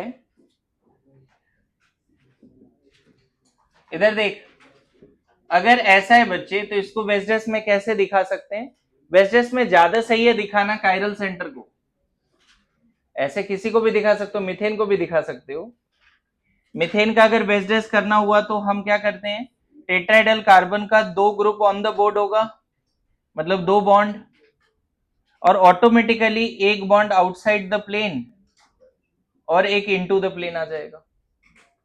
कोई भी टेट्राहेड्रल कार्बन है ना, अगर किसी ऑर्गेनिक कंपाउंड में एक टेट्राहेड्रल कार्बन है तो ऐसे, अगर 2 टेट्राहेड्रल कार्बन है तो देखो फर्स्ट कार्बन का 2 बॉन्ड ऑन द बोर्ड, लेकिन रिमेनिंग 2 H जो है, एक आउटसाइड द प्लेन एक इनटू द प्लेन, इसके भी 2 H जो हैं, एक आउटसाइड द प्लेन एक इनटू द प्लेन।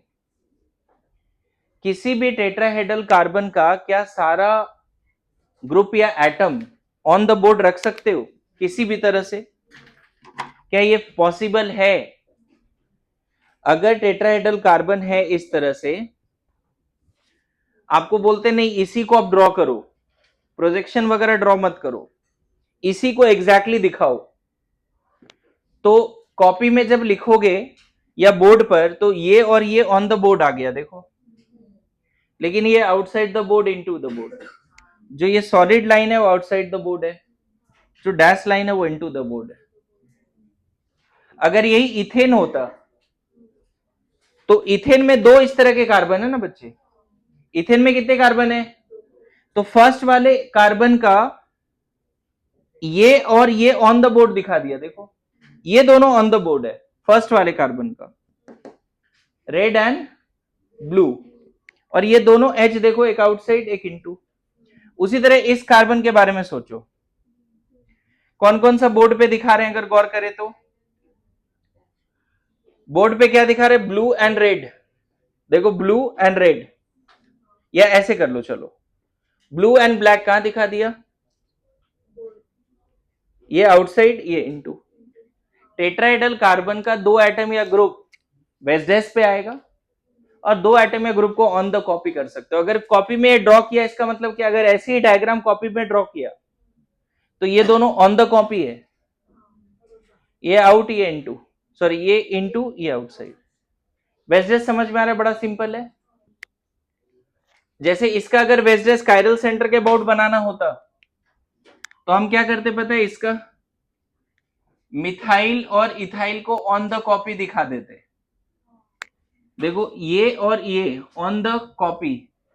लेकिन अब यहां पे कैसे करते बताओ, एक OH और एक H को ऐसा दिखा देते, ये भी एक वेस्डेस है। अगर आपने इस तरह से दिखाया, ठीक है, कोई भी टेट्राहेड्रल कार्बन का किसी भी कायरल सेंटर का वेस्डेस बन सकता है आसानी से। अगर कायरल सेंटर है तो 4 एटम में ग्रुप से जुड़ा है, 4 एटम में ग्रुप से जुड़ा है, उसमें से 2 एटम या group on the copy on the board रख दो, और रिमेनिंग 2 एटम या ग्रुप, और जरूरी नहीं कि तुम ऐसे ही बनाओ, तुम्हें मन कर रहा है तो तुम इधर OH रख दो, इधर H रख दो, H और OH को बोर्ड पे रख दो, और तुम इथाइल मिथाइल को क्या कर दो, वेज और डैश पे रख दो। अरे आ रहा है समझ में? तो वेज सबको समझ में आता है? कभी भी आपको इस तरह से बना हुआ दिखे उसको क्या बोलते हैं हम लोग? Veg dash. क्या बोलते हैं? Veg dash. Veg dash actual में एक्चुअल 3D है बोला जाए तो, वेज डैश एक्चुअल में एक्चुअल 3D। बोलिए, वेज डैश एक्चुअल में एक्चुअल 3D है। गुड टू गो, है ना? अच्छा, 2 कायरल सेंटर वाले को अगर वेज डैश में दिखाना पड़ता तो, मान लो ऐसा है, Cl है Br है, देखो तो 2 कायरल सेंटर है या नहीं है? है। अच्छा, ये एक्चुअल 3D है क्या? ये तो नॉर्मल किसी ने लिख दिया, इसको चाहे तो लोग ऐसे भी लिख सकते थे, Cl Br, देखो यहां पे 2 कायरल सेंटर है, दिख रहा है? अगर इसको हमें 3D में वेस्डेस में दिखाना पड़ता तो देखो हर कार्बन का, हर कायरल कार्बन का 2 ग्रुप को ऑन द बोर्ड रख सकते हो, ऑन द बोर्ड। अब देखो फर्स्ट कायरल कार्बन का मैंने मिथाइल और ये बॉन्ड को ऑन द बोर्ड रखा है। ये जो कायरल कार्बन है ना बच्चे, उसका ये बॉन्ड और ये वाला बॉन्ड ऑन द बोर्ड रखा है, दिख रहा है। तो ऑब्वियसली अब इस कार्बन पे जो Cl और H है उसको कैसे रखना पड़ेगा, ClNH।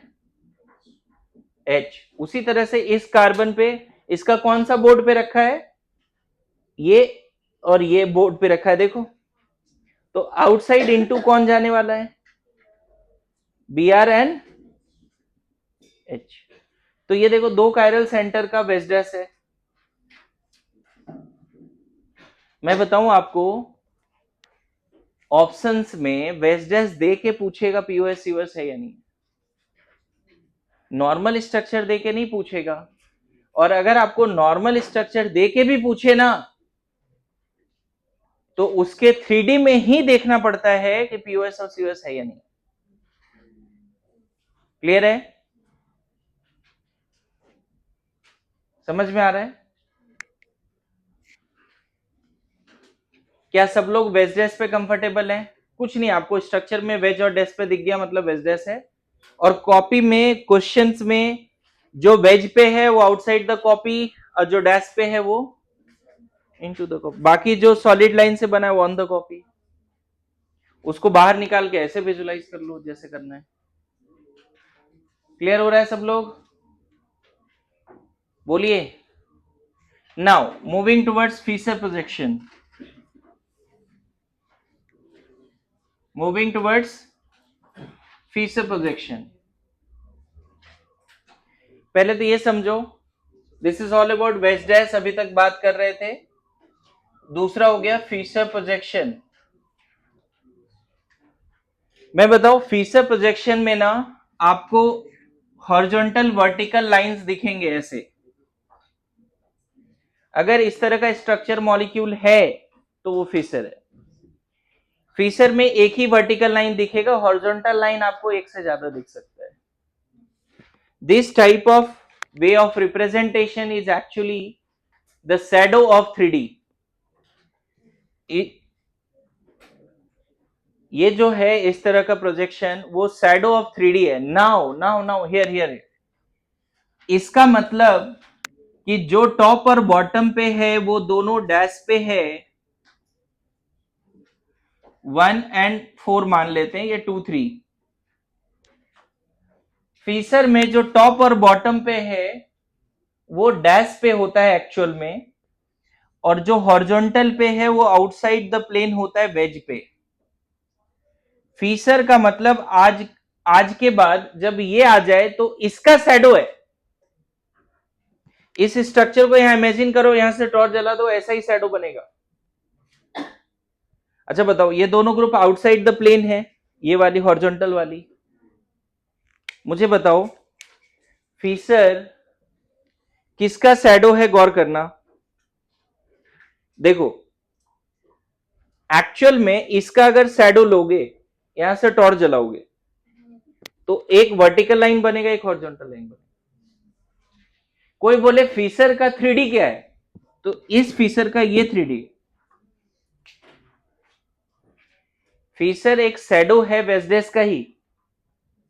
फीचर किसका शैडो है, वेस्डेस का। बट कौन सा वाला वेस्डेस, जिसमें जो फीचर में हॉरिजॉन्टल लाइन है वो आउटसाइड द प्लेन होता है, और जो फीचर में वर्टिकल लाइन है वो इनटू द प्लेन होता है।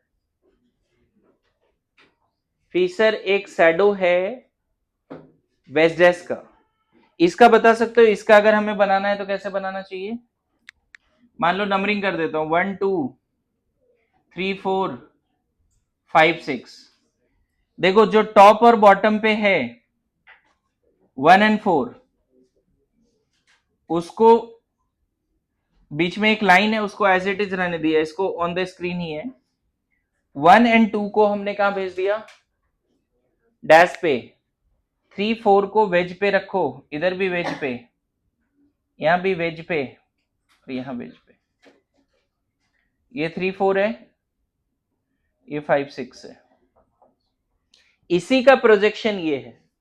मतलब कभी भी आपको हॉरिजॉन्टल वर्टिकल लाइंस दिखे तो आपको ये बोलना है कि फीचर में जो टॉप और बॉटम पे ग्रुप है वो इनटू द प्लेन है, एंड फीचर में जो हॉरिजॉन्टल लाइंस पे जो ग्रुप है वो टुवर्ड्स द व्यूअर है, daring towards, pointing towards you. समझ रहे हो? यहां पे ये तीनों line pointing towards you back to back, और ये दोनों इनटू द प्लेन। फीचर किसका प्रोजेक्शन है? सबको समझ में आ रहा है?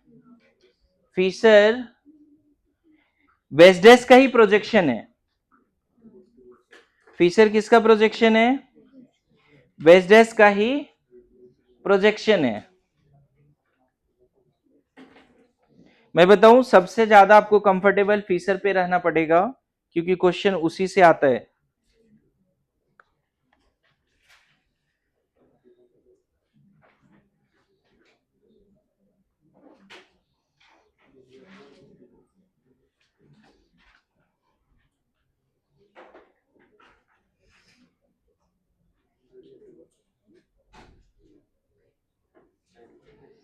देखो, ट्राई टू अंडरस्टैंड।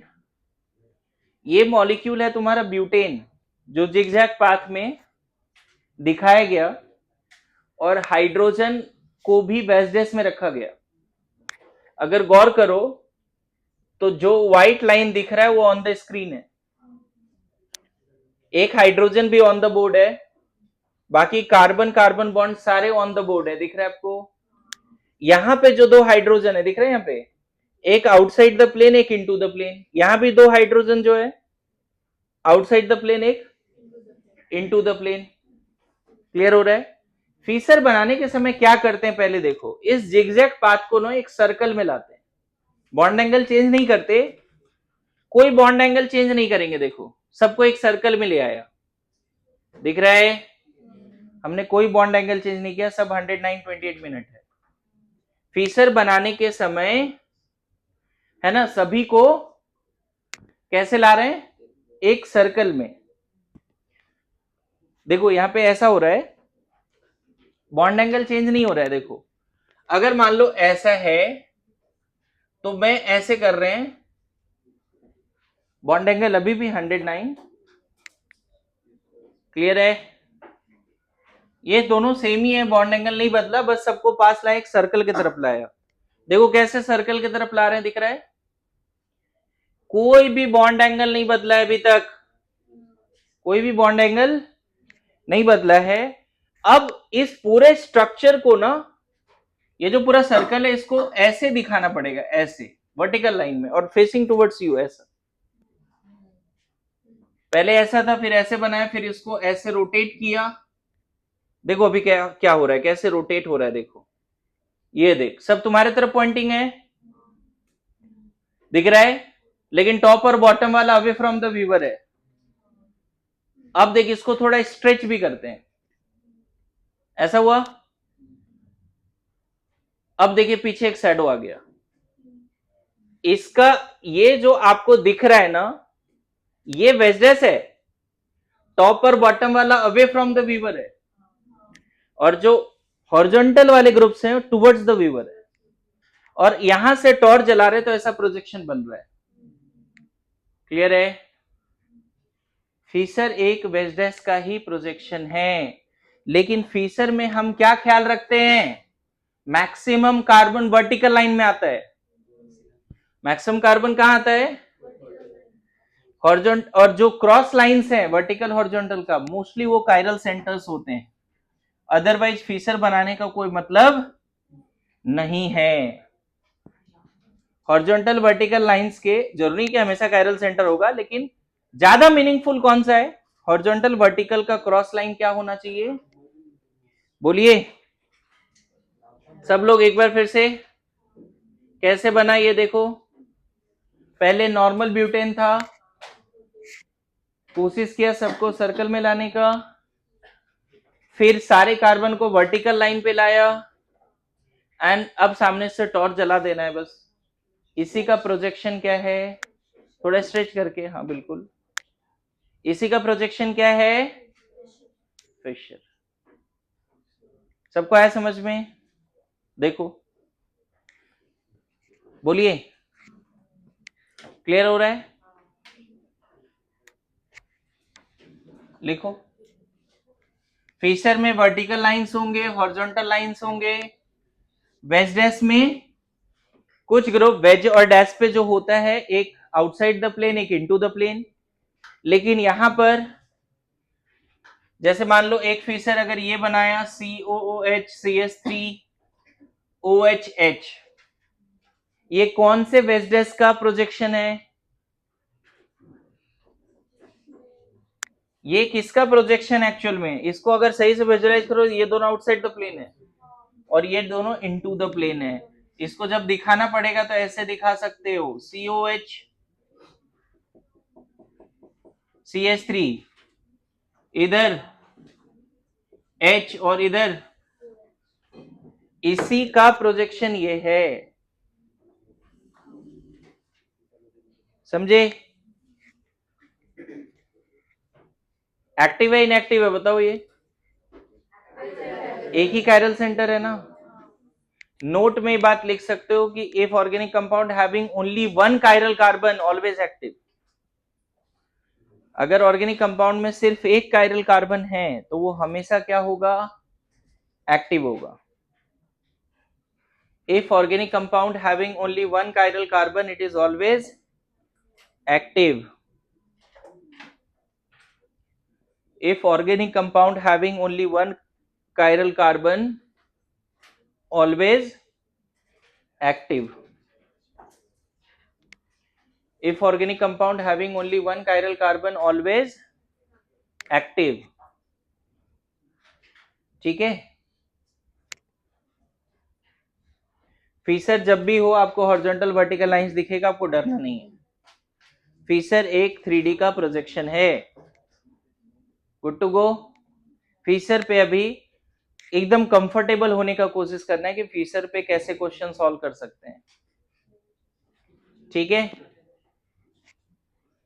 अगर दो फीसर अगर ले लेते हैं, ऐसा मान लो OH Br HH COH CH3, क्या मतलब है इसका? कैसे होना चाहिए 3D? इसका एक्चुअल 3D क्या होना चाहिए? जो बीच वाला लाइन है उसको तो स्क्रीन पे ही रख दो। एसिड और methyl into the plane. First वाले कायरल सेंटर पे एबव द प्लेन यहां OH और इधर भी एबव द प्लेन H, इधर एबव द प्लेन। अच्छा बताओ, ये जब एक्चुअल 3D बन गया तो क्या इसमें POS है? इसमें POS है क्या?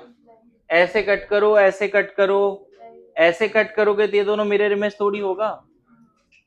मैं बताऊं, अगर आप ये नहीं भी बनाते और इसमें POS ढूंढ लेते, POS COS नहीं, इसमें है क्या POS? ऐसे कट करेंगे तो नहीं है, एक्टिव है ये। फीसर में अगर POS नहीं दिख रहा है तो जरूरी नहीं है कि उसका इस तरह के फॉर्म में भी दिख जाए। COS तो है ही नहीं, COS तो कोई चांस ही नहीं है। COS कैसे? हाँ ऐसे कट करो तो ये दोनों मिरर इमेज तो नहीं है ना। OHH मिरर इमेज है क्या? बोलो, अरे यस नो।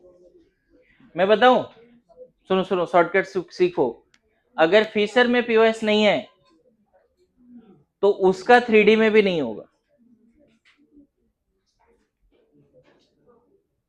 ठीक है?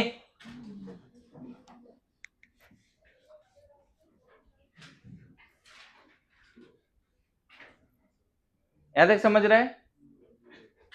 अब मैं पढ़ रहा हूं wedge dash to Fischer conversion. Wedge dash से फीसर कैसे बनाएं?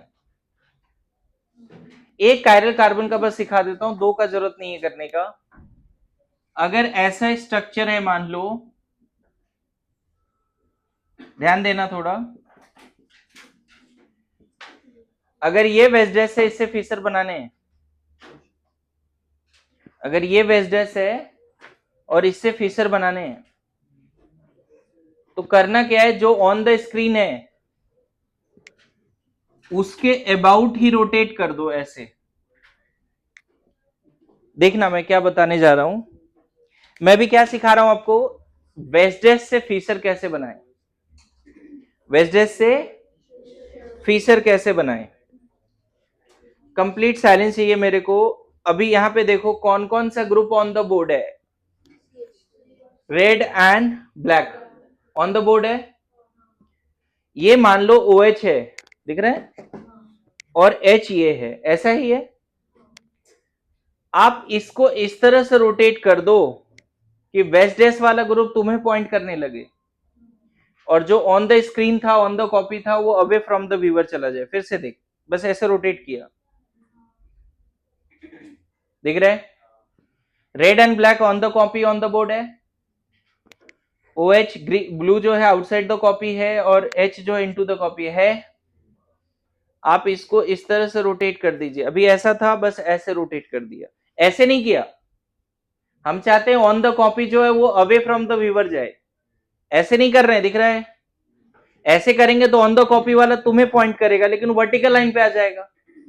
हमें क्या चाहिए कि वर्टिकल लाइन वाला ग्रुप इनटू द प्लेन चला जाए और हॉरिजॉन्टल वाला ग्रुप तुम्हें पॉइंट करने लगे। तो बस इसको ऐसे रोटेट। अब इसका प्रोजेक्शन लो, कैसा बनेगा बताओ, एक वर्टिकल लाइन, एक हॉरिजॉन्टल लाइन, अरे बोलो, बनेगा। कौन सा ग्रुप कहां कहां आएगा बताओ, वर्टिकल लाइन पे कौन कौन आने वाला है, सबको दिख रहा है क्या, वर्टिकल लाइन पे कौन आने वाला है, पक्का। हॉरिजॉन्टल लाइन पे राइट और लेफ्ट में कौन आने वाला है, राइट में देखो, ये OH है, ये आउटसाइड द प्लेन था, ये आउटसाइड ही रहा, लेकिन आया समझ में। और जो डैश में है, जो इनटू द प्लेन है, H, ऐसे रोटेट करने से वो बाहर आया, लेकिन इधर रह गया। यस नो, कैसे रोटेट करना है, तो फिर से जो ऑन द स्क्रीन है उसको तो वर्टिकल लाइन पे कर दो, ओके ओके।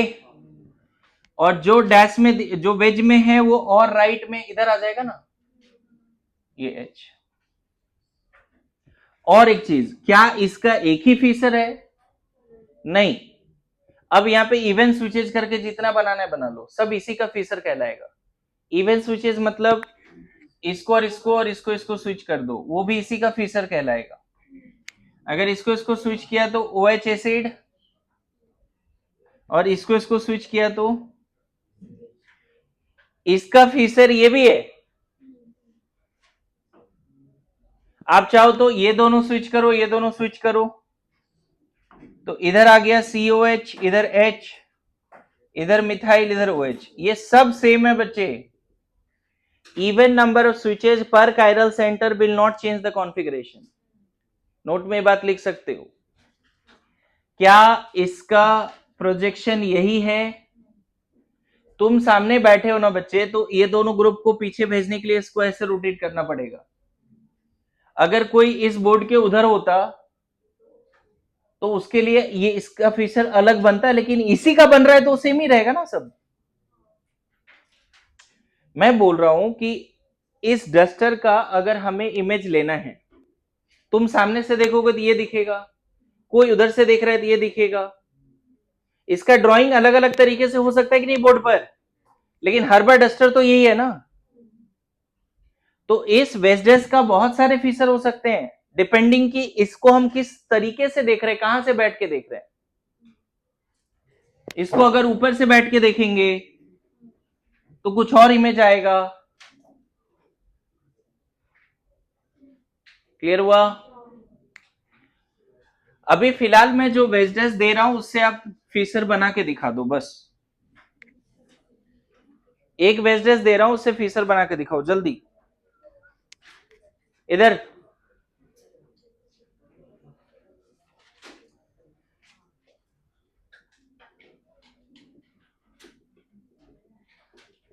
चलो बताओ कैसे बनेगा, क्या करें इसमें, कैसे रोटेट करें? मैंने क्या बोला, जो ऑन द स्क्रीन है, ऑन द कॉपी है, उसको अंदर ले जाना है। इसका आपको फीचर बनाना है, एक कायरल सेंटर वाले वेजडेस से फीचर बनाना है। बोलो। हाँ, एक हॉरिजॉन्टल एक वर्टिकल तो ड्रॉ कर लें। अब बताओ हॉरिजॉन्टल वर्टिकल पे कौन कौन आएगा? इधर CHO ना, और इधर, वेरी गुड। अब लक्ष्मी बताओ राइट में और लेफ्ट में क्या रहेगा? इधर आपको देखो अभी कैसे रोटेट करना है, समझो। अभी ऐसे रोटेट करना है बच्चे, वैसे नहीं करना है हर बार, क्लॉकवाइज एंटी क्लॉकवाइज ऐसा फिक्स नहीं है। इन दोनों को अंदर ले जाना है ना, ये दोनों ऑन द स्क्रीन है। बोलो। एक कायरल सेंटर वाला सीख लो बच्चे प्लीज, दो का जरूरत नहीं है, लेकिन मेडिकल में एक कायरल सेंटर वाला कर लेना चाहिए। अभी बताओ कौन कौन सा ग्रुप ऑन द स्क्रीन है, ऑन द बोर्ड है?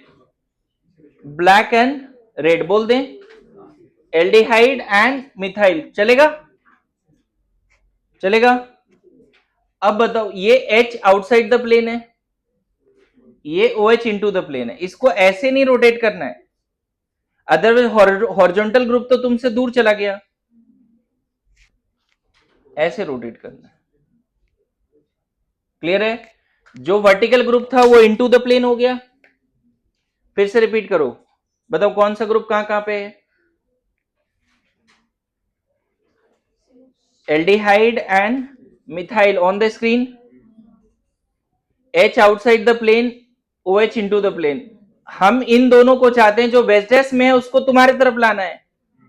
ऐसे करना पड़ेगा ना, या ऐसे करना पड़ेगा?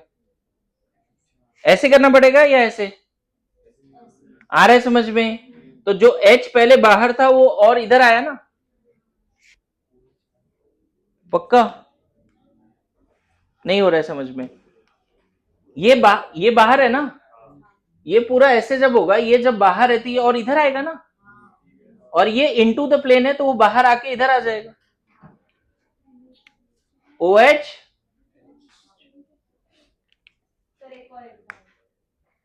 हाँ एक और कर लेते हैं।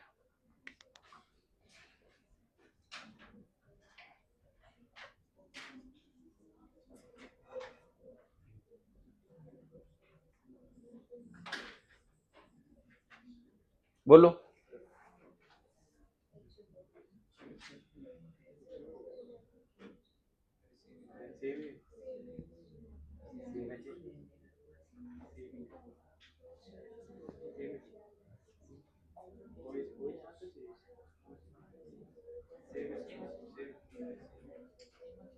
क्या बताओ?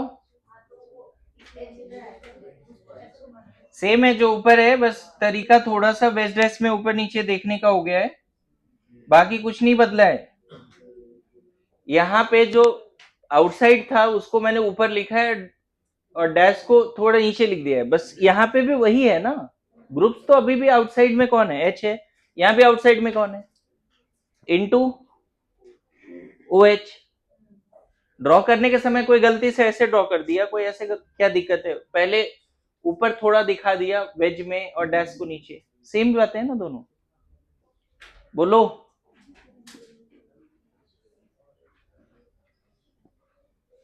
आ रहा है समझ में?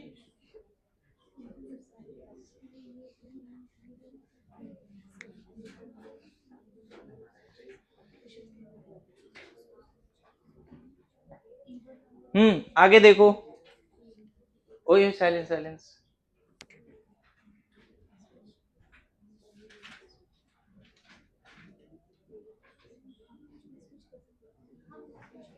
चलो ये बना के बताओ जल्दी से।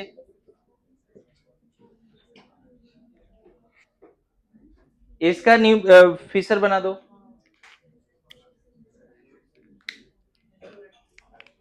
वर्टिकल लाइन पे क्या बताओ?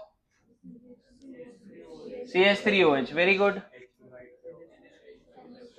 इसको रोटेट कैसे करना पड़ेगा? ऐसे, क्योंकि जो बेस और डैश में वो तुम्हारे तरफ आएगा। बताओ लक्ष्मी, NH2 किधर, लेफ्ट या राइट? NH2 इस केस में NH2 किधर? इधर, वेरी गुड, सही है जी सब लोग। अरे बोलो, गड़बड़ हो गई? अरे ये आउटसाइड द प्लेन है, इसको ऐसे रोटेट करेंगे तो ये NH2 बाहर से इधर नहीं आ जाएगा। मैं क्या बोल रहा हूं, जो बेस डैश में है वो तुम्हारी तरफ पॉइंट करे, उल्टा नहीं करना है। इन दोनों को इनटू द प्लेन कर दिया तो ऐसे ही करना पड़ेगा ना। एक कायरल सेंटर भी नहीं सीख पा रहे हैं, दो में क्या ही हाल होगा। चलो एक और करो।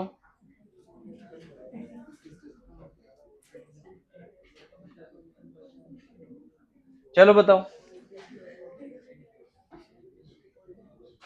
Focus focus.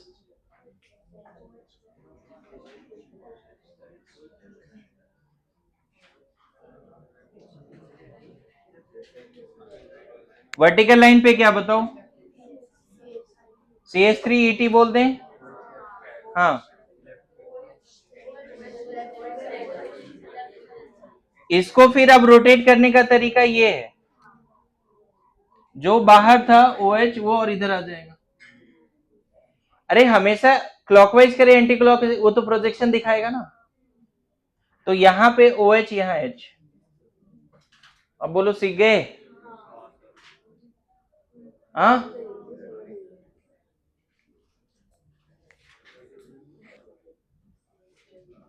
सीखे? दो कायरल सेंटर का अगर बेस डेस दिया रहेगा उसका फीचर बना पाएंगे?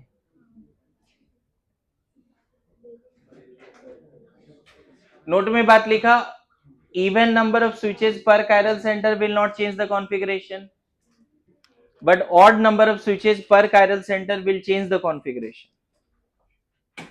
But odd number of switches per chiral center will change the configuration. Even number of switches per chiral center will not change the configuration, but odd number of switches per chiral center will change the configuration. है ना?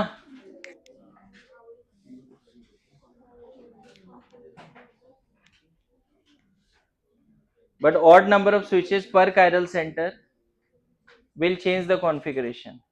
So आनंद एक दो और बताऊं या सीख गए? बताओ, हो गया ना? इजी है ना? आएगा नहीं, फीसर डायरेक्ट आएगा और फीसर से RS निकालने वाले क्वेश्चंस आएंगे, है ना? लिखो नेक्स्ट। ओए, RS कॉन्फ़िगरेशन।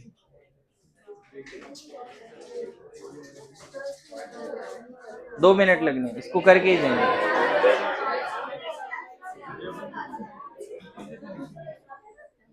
ब्रेक के बाद ही पढ़ोगे?